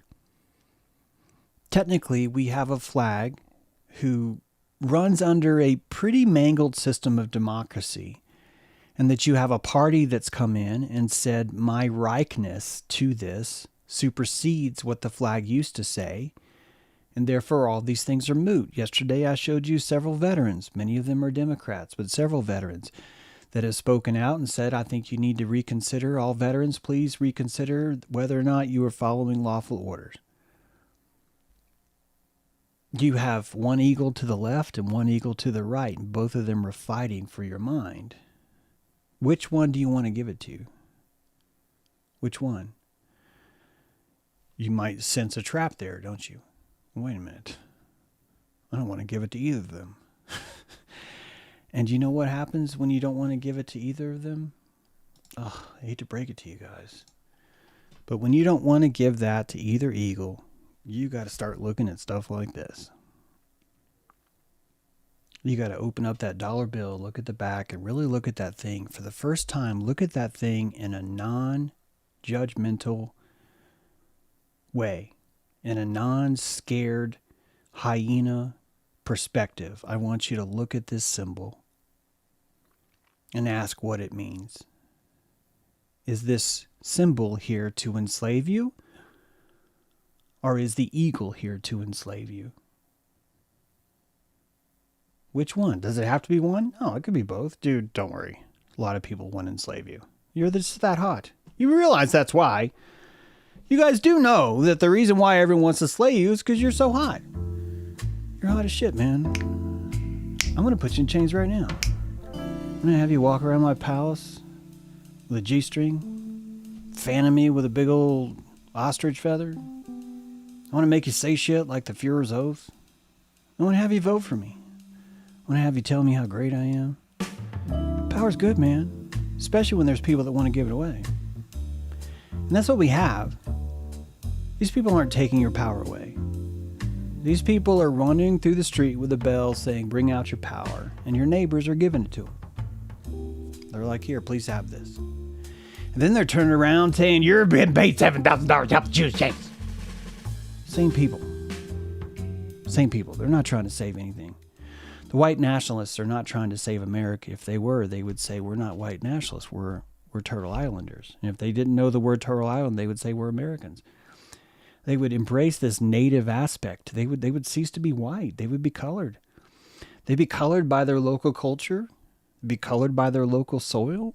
They would step into themselves for the very first time and accept the responsibilities of all the oaths that they made over time and all the allegiance that they gave to people, insisting, I have to be right. You don't have to be right. This can be your land and you can lose it. Ask the Germans. And if you want to climb behind someone else who's going to save it for you, well, you're probably on the wrong side of the pyramid. You're probably looking at the Great Seal a little backwards. That's what I'm saying. All right, guys, we are going to sign off for today. I appreciate you all. Thank you so much for watching. I love this show. Renee, you got any final words for us? Oh yeah. Well, this is just such a great potent show, and I think it chimes in right with this new moon in Scorpio. So everybody, take care. Bring what you can. That's right. A lot's going on today. A lot of protests. A lot of people missing school. If you're looking for someone to give your power today, give it to them. Be like, hey, way to go! You guys get to stay out of school and you're protesting. Who knew that things would work out that well in such a way? Wait, now I got a new caller. Should we take this, Renee? What do you think? Yeah, we got a new caller. Janny's in the waiting room. I'll admit Janny. We'll see what goes down. All right, guys, I'd stay longer if we have calls, but if we don't have calls, I don't know what else to say. So this is why. So you're watching James True Live. Thanks for watching. Hey, if you guys want to subscribe, that would be super duper. That'd be great. That'd be great. I'm going to give Janny a few seconds to get her mic off. Renee, feel free to talk to her and get her queued up, and we'll take another question. You guys, if you do have questions, I posted a link in the chat a few times. You can check it out to there. Appreciate it, Katem. Awesome show. Peace to you all. Thank you. Brenda says, thanks, Renee. I love having Renee. This is fabulous.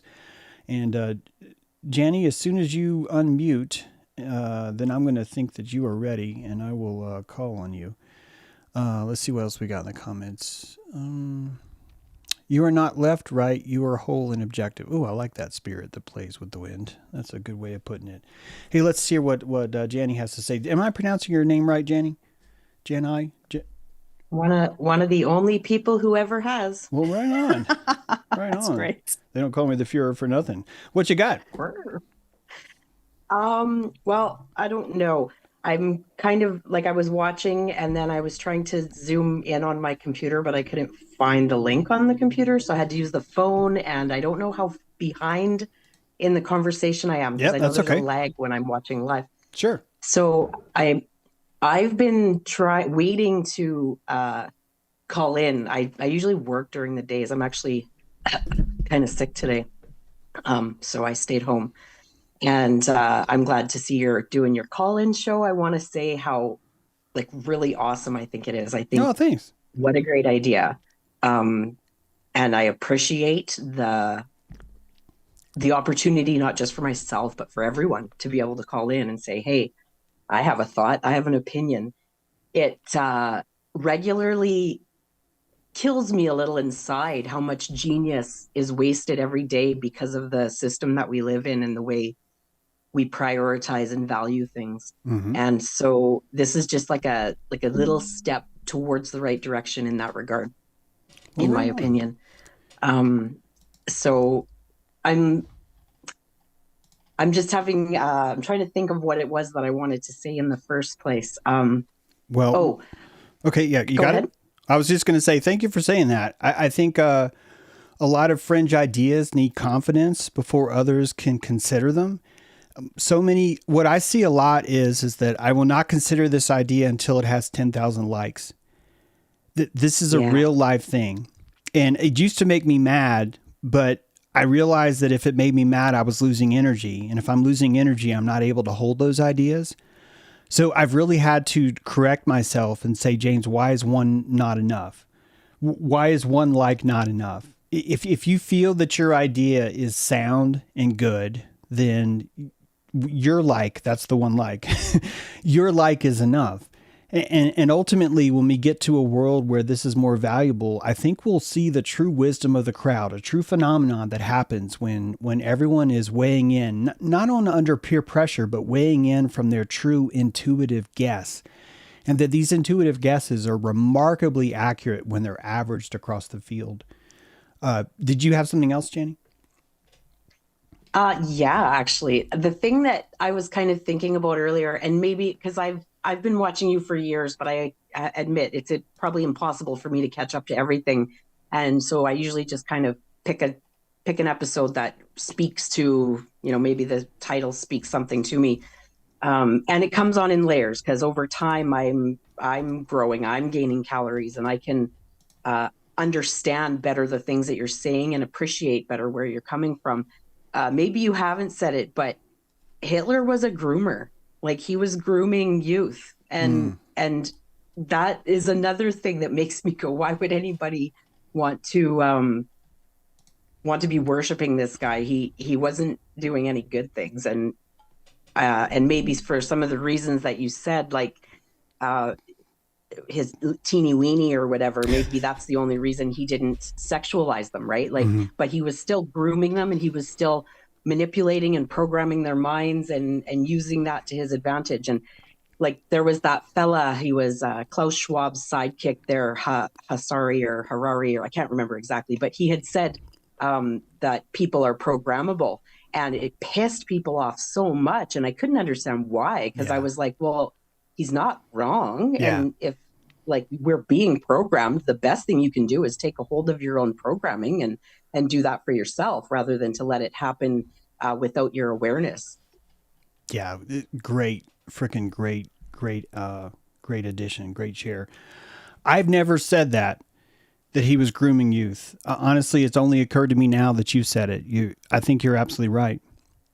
I also think that the brown shirt movement really was one of the first viral sciences.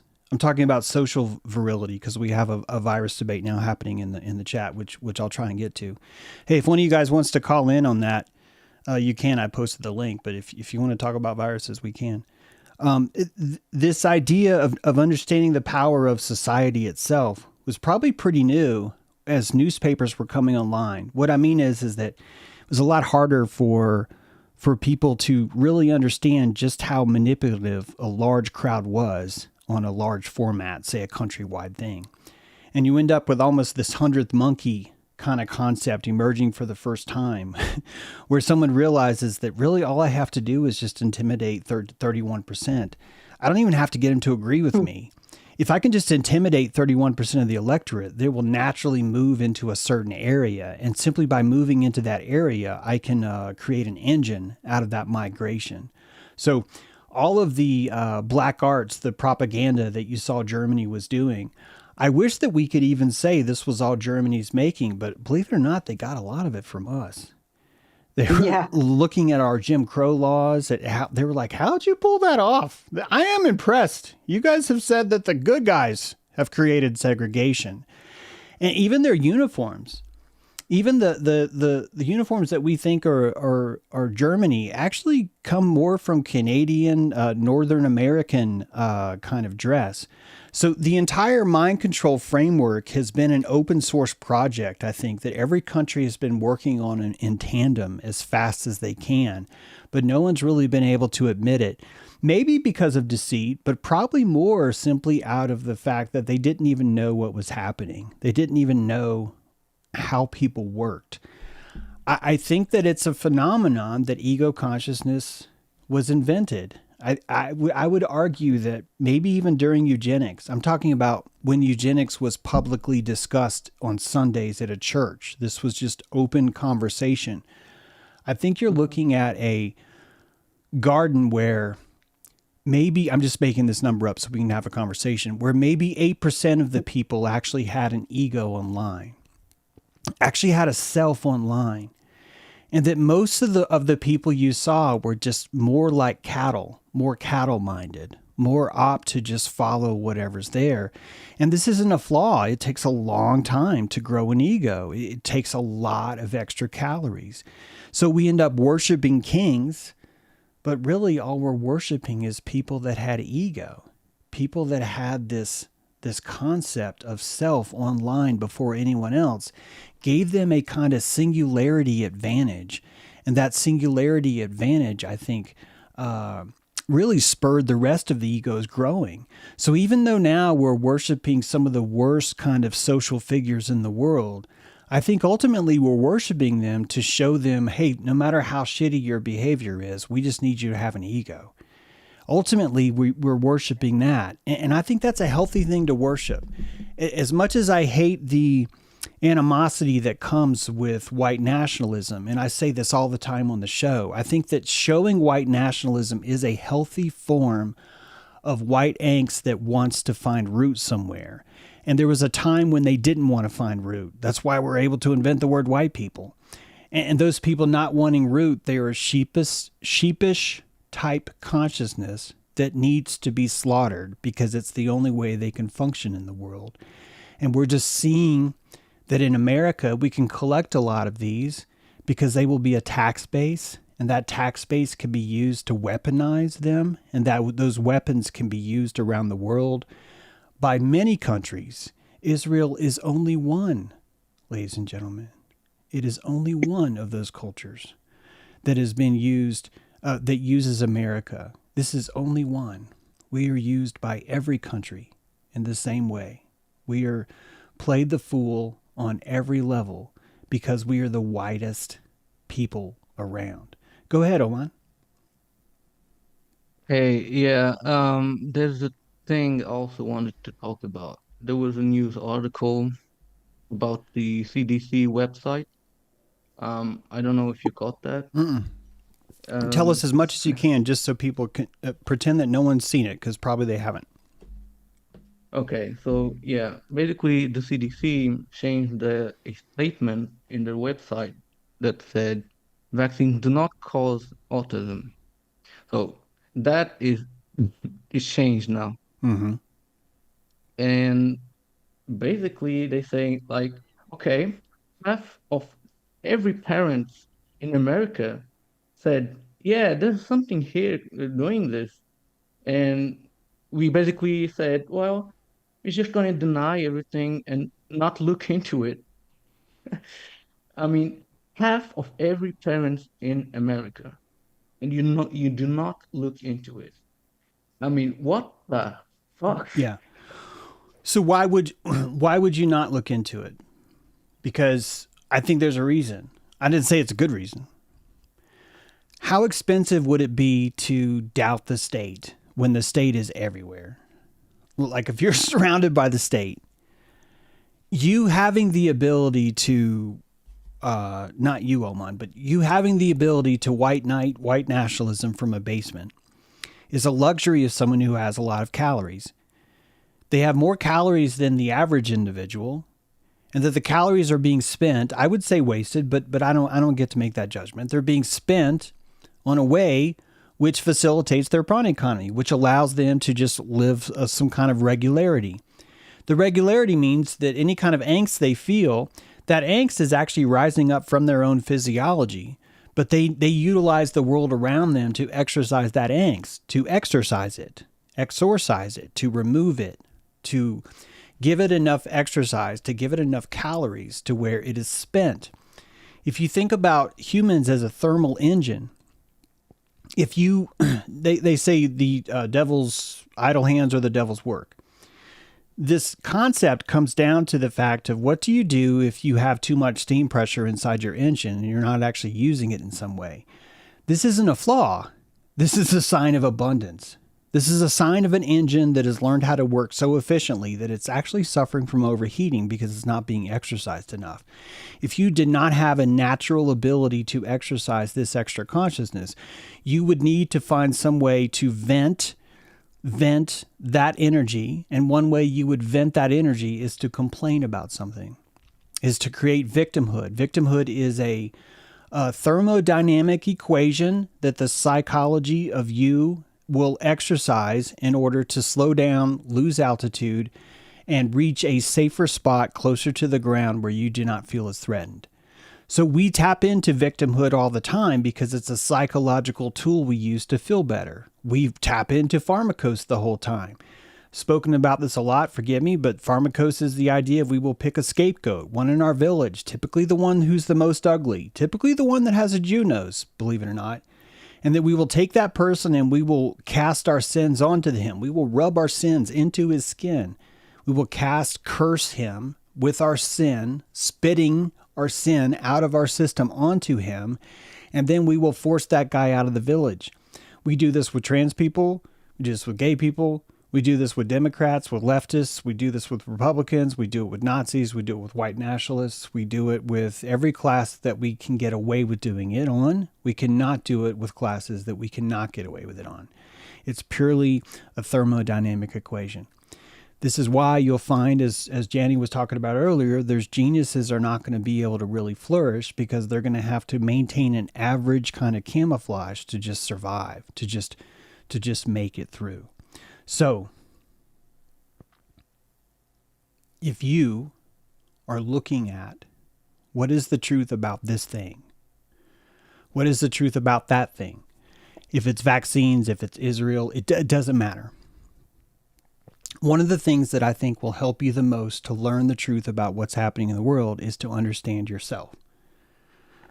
I'm talking about understanding the butt crack of yourself, where you fail. I don't think that I've mastered this yet. I get things wrong all the time because I'm not willing to admit where I fail yet. If I had a better picture of where I fail, I'm able to discern what everyone else says, and it feels like I find the truth a lot before I've gotten there. Like you discover things, and then you investigate, and then you tend to find, well, fuck, my postulate was correct. This is mind control. You're mind controlling yourself. You're only mining for emeralds that you think would be there. And because you're mining for a certain emerald that you think is going to be there, you're only going to be looking for signs that show that positivity. I used to think this was a flaw in logic until I realized, no, this is not a flaw. It's not logic, it's creativity. I am practicing an art. The art is discernment. It's a form of sculpture. It's not really about truth. It's about, can I paint the image of what I think this world is most accurate for? Others will either find that beautiful, i.e. accurate, or ugly, inaccurate. Ultimately, this is the only thing we can do. We can only appeal to the fashion quotient of our thermodynamic equation with the world, which means if you need a scapegoat, that's going to have to be in the environment somewhere. If it's going to be a liberal, if it's going to be a Republican, if it's going to be a Chinese, if it's going to be a ninja, a Hottentot, a rapist, just take your pick. I think that when we start to look at the world this way, a lot of the so-called truths that we think people have are not actually true. I hate to say this because I don't think it's any of anyone's business how I feel about vaccines, for example. But I used to think that there was one truth and vaccines would either have to be good or they would have to be bad. They'd have to either be here to save people or they'd have to be here to kill people. And that there's never an in-between. Either they're absolute lie or they're absolute falsity. And then I started reading the history of vaccines, and it's grueling. It's grueling. I'm still not done. The white whale is the last thing that I could show you. It's just one of the most longest, like 50,000 words of just historical vaccine debates throughout the ages. And when you trace all that down, I want to tell you, just so I can explain what I mean, because I don't have angst. And I have angst all the time, but just about this I don't. Because I'm not looking for a scapegoat. When I see vaccines, I see a placebo technology, and I see that placebo technology either working or not working for the individual, purely based upon their placebic belief. If it feels constructive for you to be violated by a piece of metal manufactured by the finest minds in the country that you've been told, with the most extringent, clean labs and the whitest coats with the highest salary, and they have the finest corporate fountains and the parking paths and the corporate campus, all the grass is cut. That is a form of medicine. You believing in Pfizer is medicine. And because we have not unleashed our placebo yet, The last thing many of us are able to do is to give credit to the placebo, but we think it's because we don't want to give credit to them.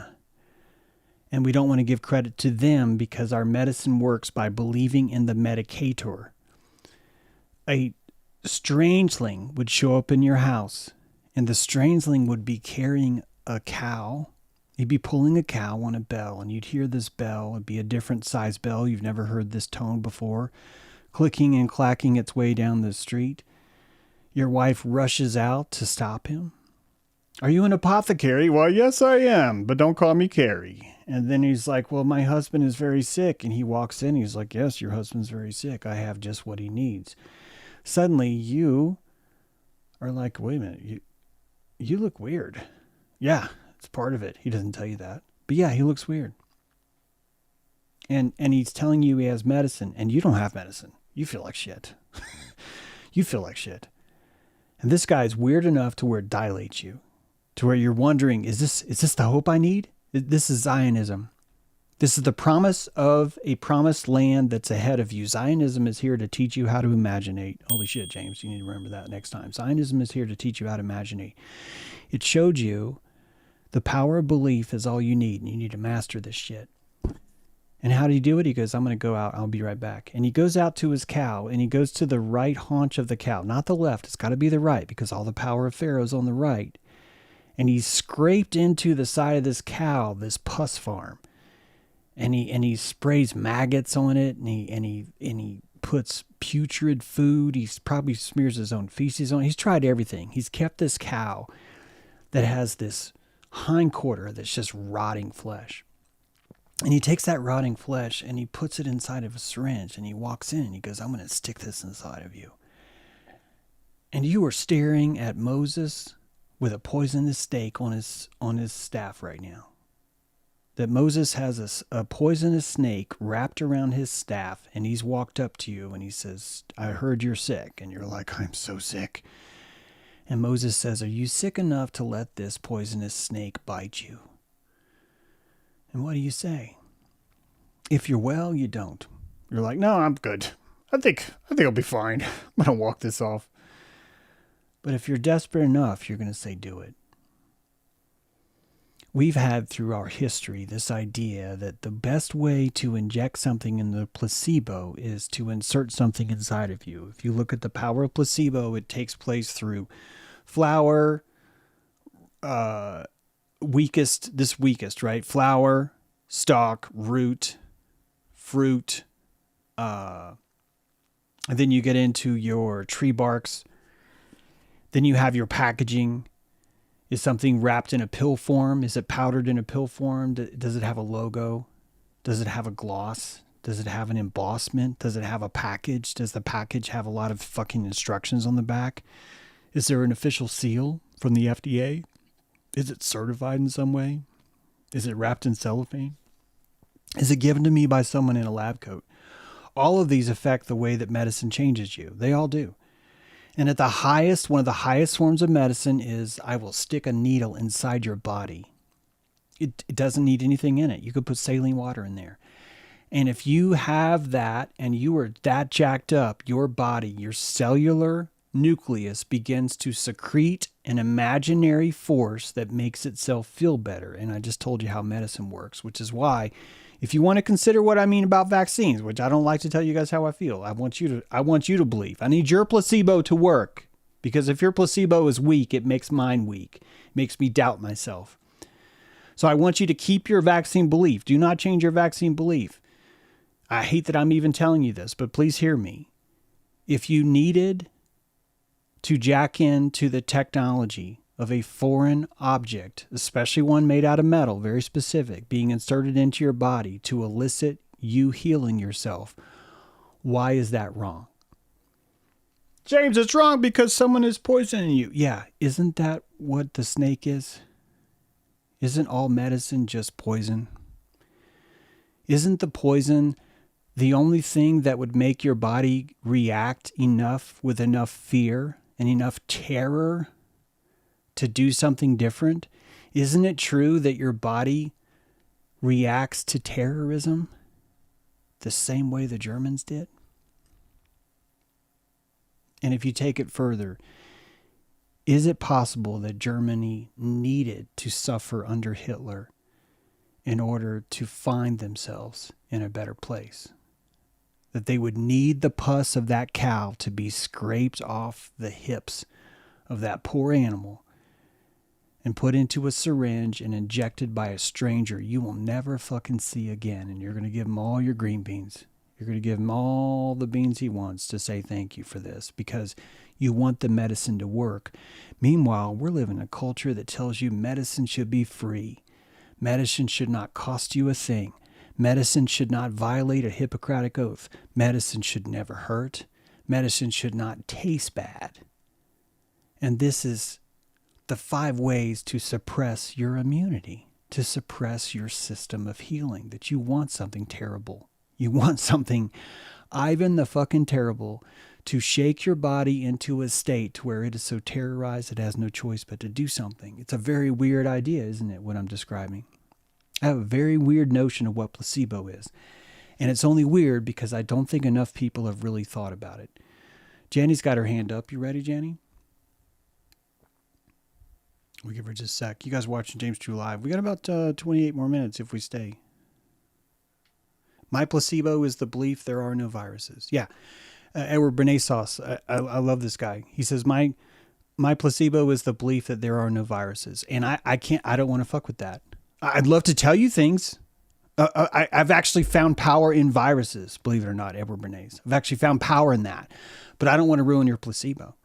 I only want to share it because I'm enthusiastic, but I don't because luckily Jenny's going to stop me because I'd ruin the magic if I did. Go ahead, Jenny. Yeah. I love that. I love everything about that. Even at a young age, I came up with this paradox for myself where I would say, I have this blessed life. I'm not sure if my life is blessed because I believe it is so, or do I believe it is so because it is? And it created this uncertainty about it that left me with the ability to say, yeah, that's my belief that's fueling that. It's what's fueling the whole thing. And when I first started watching you, I remember a video you had done where you talked about it, and you gave the scientific backing. Like you talked about how many studies actually support the idea of the placebo. Mm-hmm. And it made perfect sense to me when you were talking about it that, yeah, that's exactly what's going on with all of that stuff. And I don't eat particularly well. I don't exercise a lot. I'm not like a health nut or anything. But I find that I'm very healthy and I keep a good frame of mind for things. And I really try to keep myself from fear mongering or, getting into too much pornography of any kind for that matter. And so I've always understood that as that's me keeping myself well. That's me keeping my body, mind, and spirit well, because I'm just not allowing it to be attached to all those ideas. And I don't think people really recognize just how important that placebo is. Like you're saying, all the different levels of the pill. Does it have, is it shiny? Is it glossy? Is it embossed? And all of that stuff. And it makes me think about like our policies, our legal systems, even taxes. Like I was always told taxes are difficult. They're hard. They're impossible. And so one of the first things when as a young person doing taxes, it never even occurred to me that, at that time in my life that taxes were theft and that I shouldn't even be participating in the first place. But as a young person, I said, no, I'm going to do this myself. So I got the book and I went through the book and the forms. And what I found was that taxes aren't complicated at all. What it is it's just a lot of work that you have to do to read through and determine, does this apply? Does this apply? Does this apply? Does this apply? And the same is true for like our legal system. When COVID was happening and there was all this people complying for whatever reason. And I'm trying to tell them, like, just read the law. The law is telling you your remedy and how you can avoid all of this nonsense just by applying the law to it. Ask people questions. Ask them how they're authorized to apply this law to you or this rule to you. And it made sense to me, but I still didn't get it. And I learned, like, in the years that followed, I learned that when the corporation that I worked for offered religious exemptions. What they were actually doing was giving me a corporate policy to adhere to versus my higher right, I guess I would call it, of believing whatever I want and making choices for myself. And so as soon as I accept that corporate policy stipulation, then I've made an agreement with them, and now I'm locked into their contract. But if I say no, that doesn't apply here, and I'm reaching for something outside of that jurisdiction, then now that applies because that's outside of them, and that's their authority. And people just, nobody wants to look at that stuff. It's too complicated. It's too difficult. It's too hard. And I think that's part of the placebo too, right? Is that, these laws are really good for us because of how complicated they are and how much work went into them and stuff like that. Yeah. I think you're ultimately coming back to what I believe could be best described as charisma. Really, really great share, Danny. The charisma is this idea, Malamu or Ni. If you look at the Holy Grail, we are the knights who say Ni, and they're really tall and they're intimidating. And that a long time ago, this was written about, and people didn't understand what it was. Why does this guy scare me? Why do I want to pee my pants when I'm around him? Why is he so dilating, is what it is. And you started to notice that people were worshiping what is dilated. Anything that dilated them would be worthy of worship, and you would make it king. And when you start to look at what laws are, even what taxes are, you're starting to, in my mind, I think you're looking at laws themselves are sort of like energetic fields. And they're energetic fields of placebo, of healing. These energetic fields allow you to build an immunity to something, and it's not just medicine. Most of us would cower in the presence of an entity that is 60 times larger than we are, 50 times more powerful. And the cowering would be expressed through things that would look like smallpox. That we would grow discongruencies with them as a form of trying to protect ourselves. And this is the intimidation factor. We are in a precipice of medicine right now where I think that we've been taught by society to hate dilation, to abhor dilation is probably a better word, to shame dilation, when in fact dilation is exactly what you need. I'm suggesting that the new model of medicine is going to look kind of like a horror house, not a whorehouse, a horror house. If anyone misheard me, a place where you would go and become fearful in a controlled way, where you would be allowed to exercise this kind of quotient. If you could imagine you're getting on a carabiner and you're suspended 300 feet above a pit of spikes. And that the entire purpose of this is for you to enter into a state where you can elicit healing more effectively. Meanwhile, we have a culture that's given a false antigen. It's given a false reaction that's here to stimulate the body's immune response. And this adjuvant is inserted like a terrorist, but it's not meant to do any harm. Which means you're telling your body to sense false alarms. You're teaching your body to react to the false alarm of a tiny bit of aluminum. And it's not really a false alarm because something has happened. You've been invaded. Your cosmology has changed. A foreign comet from another universe has penetrated your atmosphere and crashed and killed all of your dinosaurs. And this is an opportunity for you. Because this event happened, you get to elicit the healing from it if you can. And you only can if you still have enough energy left, if you still have the ability to survive such a thing. When I fell off my deck, I just kept imagining that all of the pain that I was feeling in my lower back was stem cells, and that the stem cells were actually just doing their job, and that they were constantly asking me, is this okay? Is this okay? Is this okay? And I had to remain vigilant. I had to constantly tell those guys, yes, it's okay. Yes, it's okay. And I didn't tell them how much it hurt. I told them how much I could feel them working. I can feel you guys working, is what I said. And if you're going in and getting a shot where you're asked to look the other way, I'm going to give you a shot now, you're removing some of the most vital, powerful parts of that placebo, which is the consensual obligation of the patient to elicit healing within themselves. This is what a prepubescent, pre-elementary mindset when it comes to healing would behave like. That's all you're seeing. You're just seeing what it's like to be in kindergarten, to fear viruses themselves. I should stop talking now, but I think that the virus thing, I think that when we tap into placebo, James, don't say this. I think when we tap into placebo, we're going to notice that we actually elicit healing by secreting genetic information inside of a protein shell.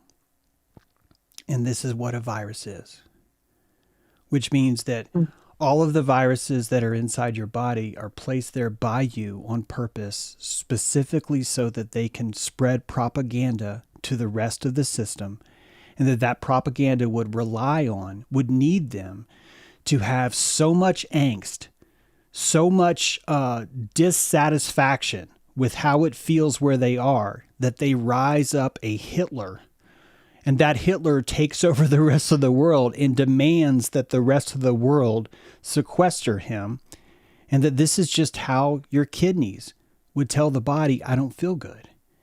It would be constantly be barotted with, you feel fine. And until the kidney had enough ways to violate the intrinsic calmness of the body, to penetrate into the thalamus and demand, like Martin Luther, hammering its rules upon the door, I don't feel well, that only then does something happen. So we have a violent engine inside of us that runs off of lies. It runs off of fantasy. It runs off of placebo.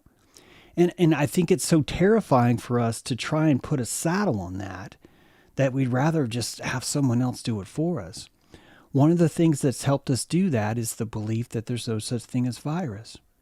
It's the belief that there's no such thing that your placebo could ever fuck up, because if your placebo could actively either hurt or help your body, that means you are now forced into a kind of guard duty, a 24/7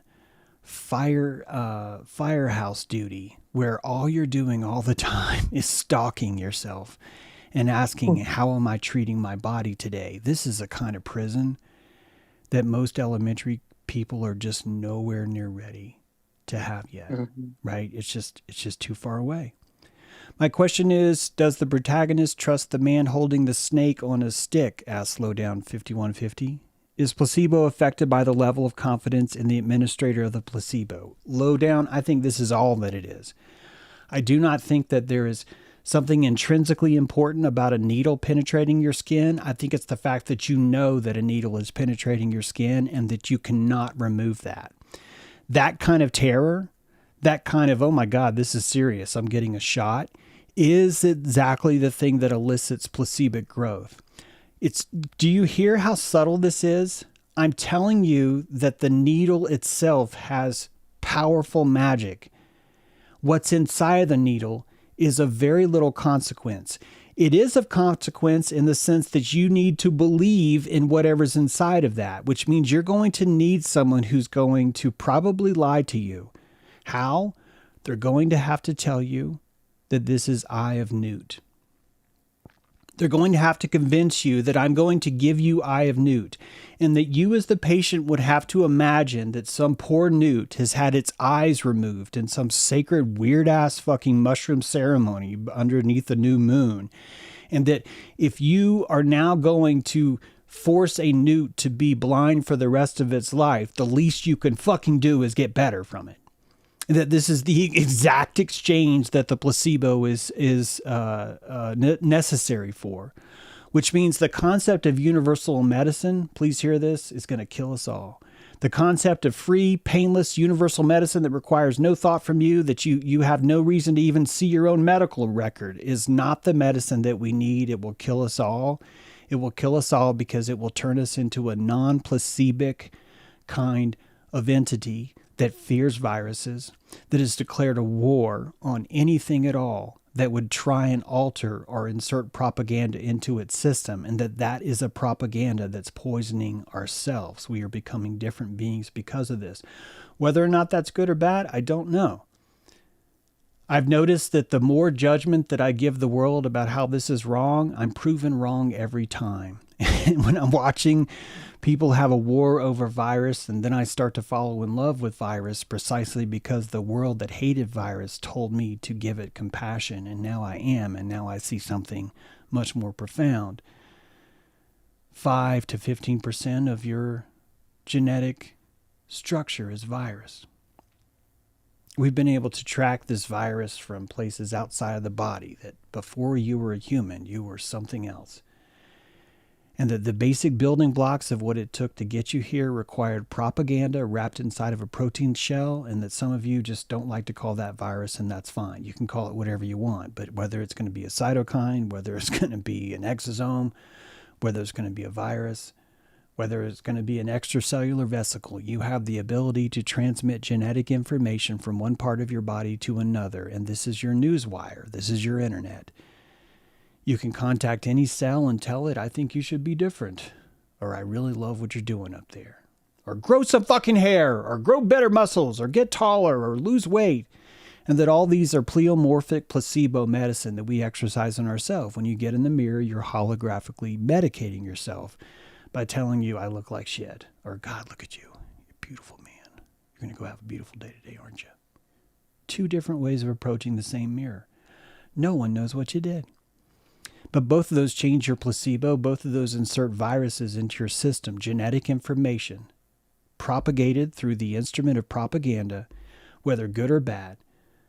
You can be gaslit by evil people. You can be gaslit by a little 5-year-old kid that wants you to have a better day. Why not accept both? Why not say we need both these things?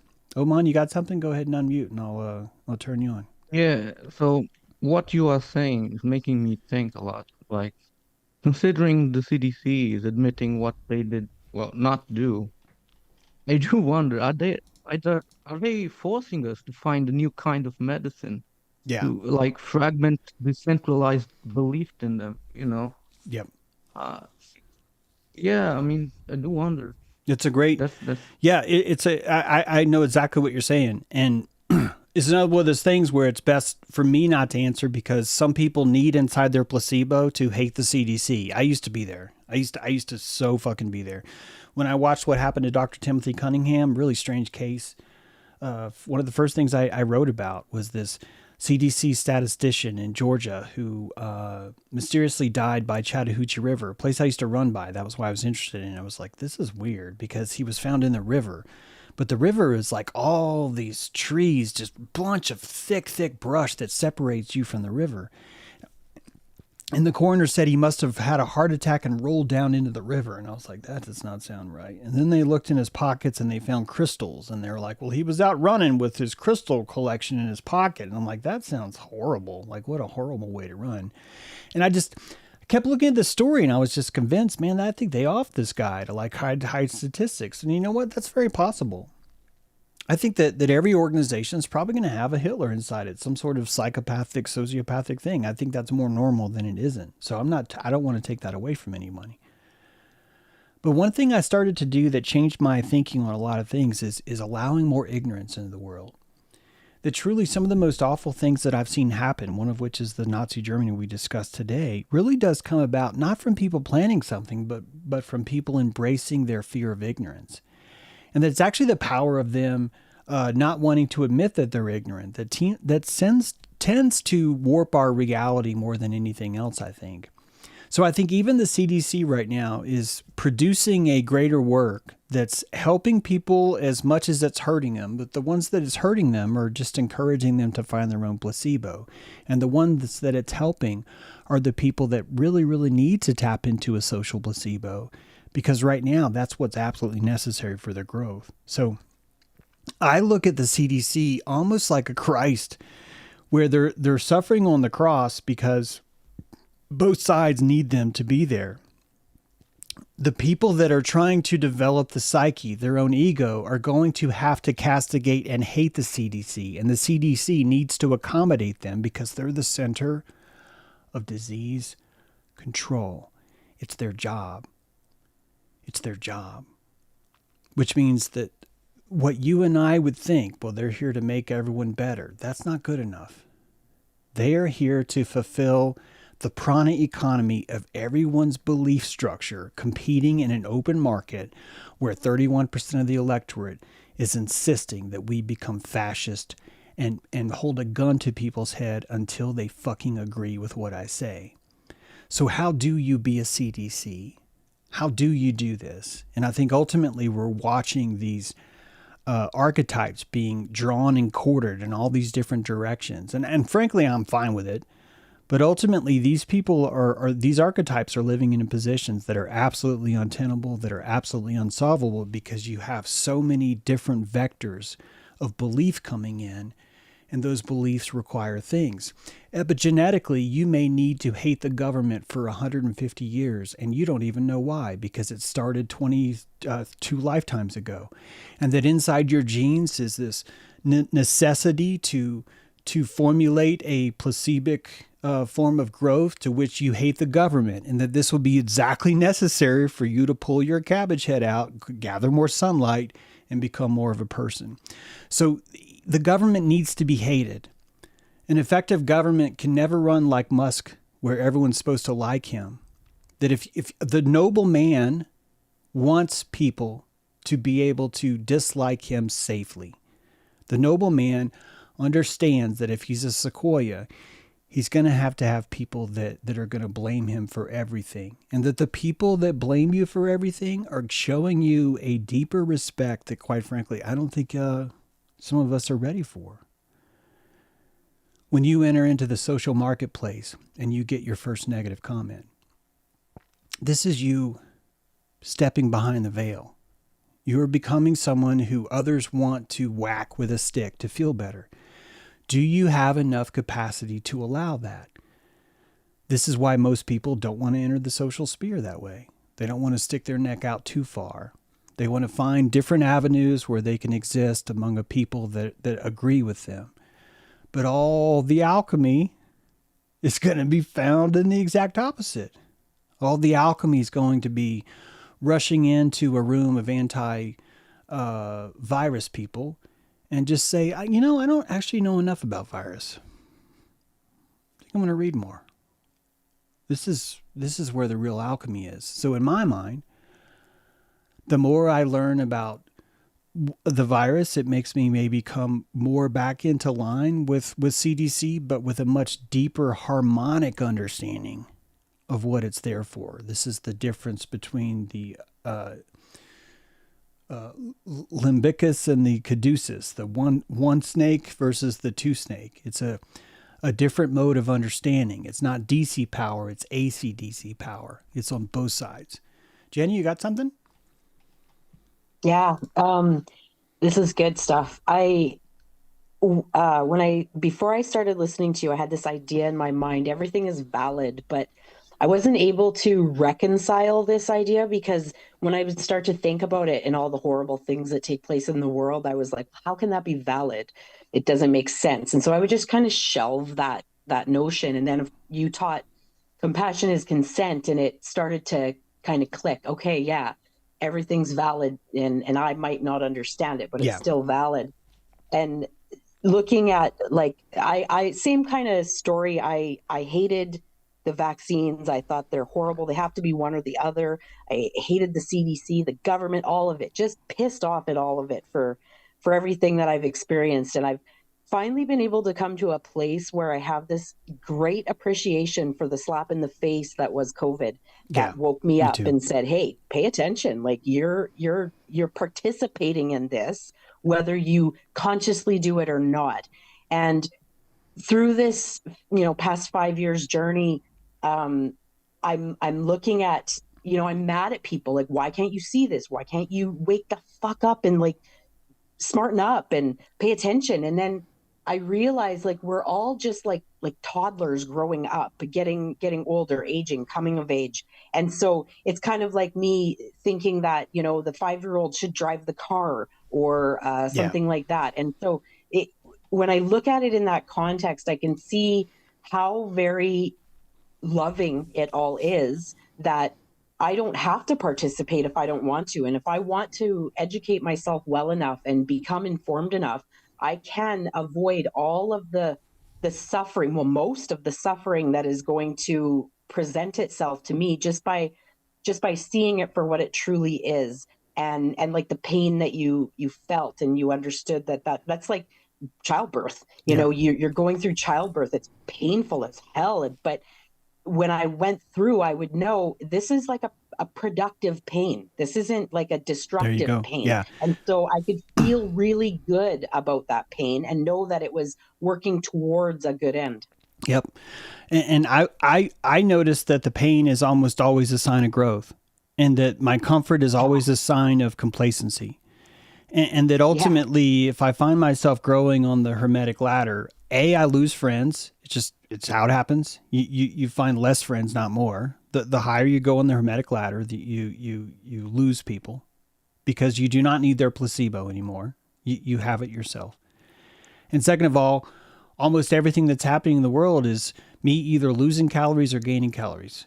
And I literally just get to change my antenna. If I change my antlers, and everything changes as a result, which means that reality would need to be perfect only if half the population could hate me if I do something. Because if half the population doesn't hate me when I do something, I would be unable to gain anything from this place. Because one of the experiences I would have to be able to need is peer pressure here. So the idea that we live in a world that opposes you would be exactly necessary, wouldn't it, for you to exist here? You would absolutely have to have that, but we're surrounded by fascists that are, quite frankly, too weak to function in a world that has that kind of pressure. And so their idea is to create fascism, is to create something against that. This has been a great, great conversation. Thank you so much. Renee, you got any last words for us? Oh yeah, I'm just so thrilled that we had some guests come on in the chat. Thanks for coming in, Oman and Janny, and we also had someone come in that bounced back out. But you guys, this is great. I love having you here to expand our consciousness together. Thanks so much. Thanks, James. Thank you, Renee. Couldn't have done it without you. It's really, really helpful to have someone in the back room there, making sure no one's doing stuff they shouldn't be doing. So I know, right? Yeah, right. Okay. We'll see you next time. Guys, thank you so much for watching James True Live. Appreciate you. Let me know what you think in the comments, and we'll see you tomorrow.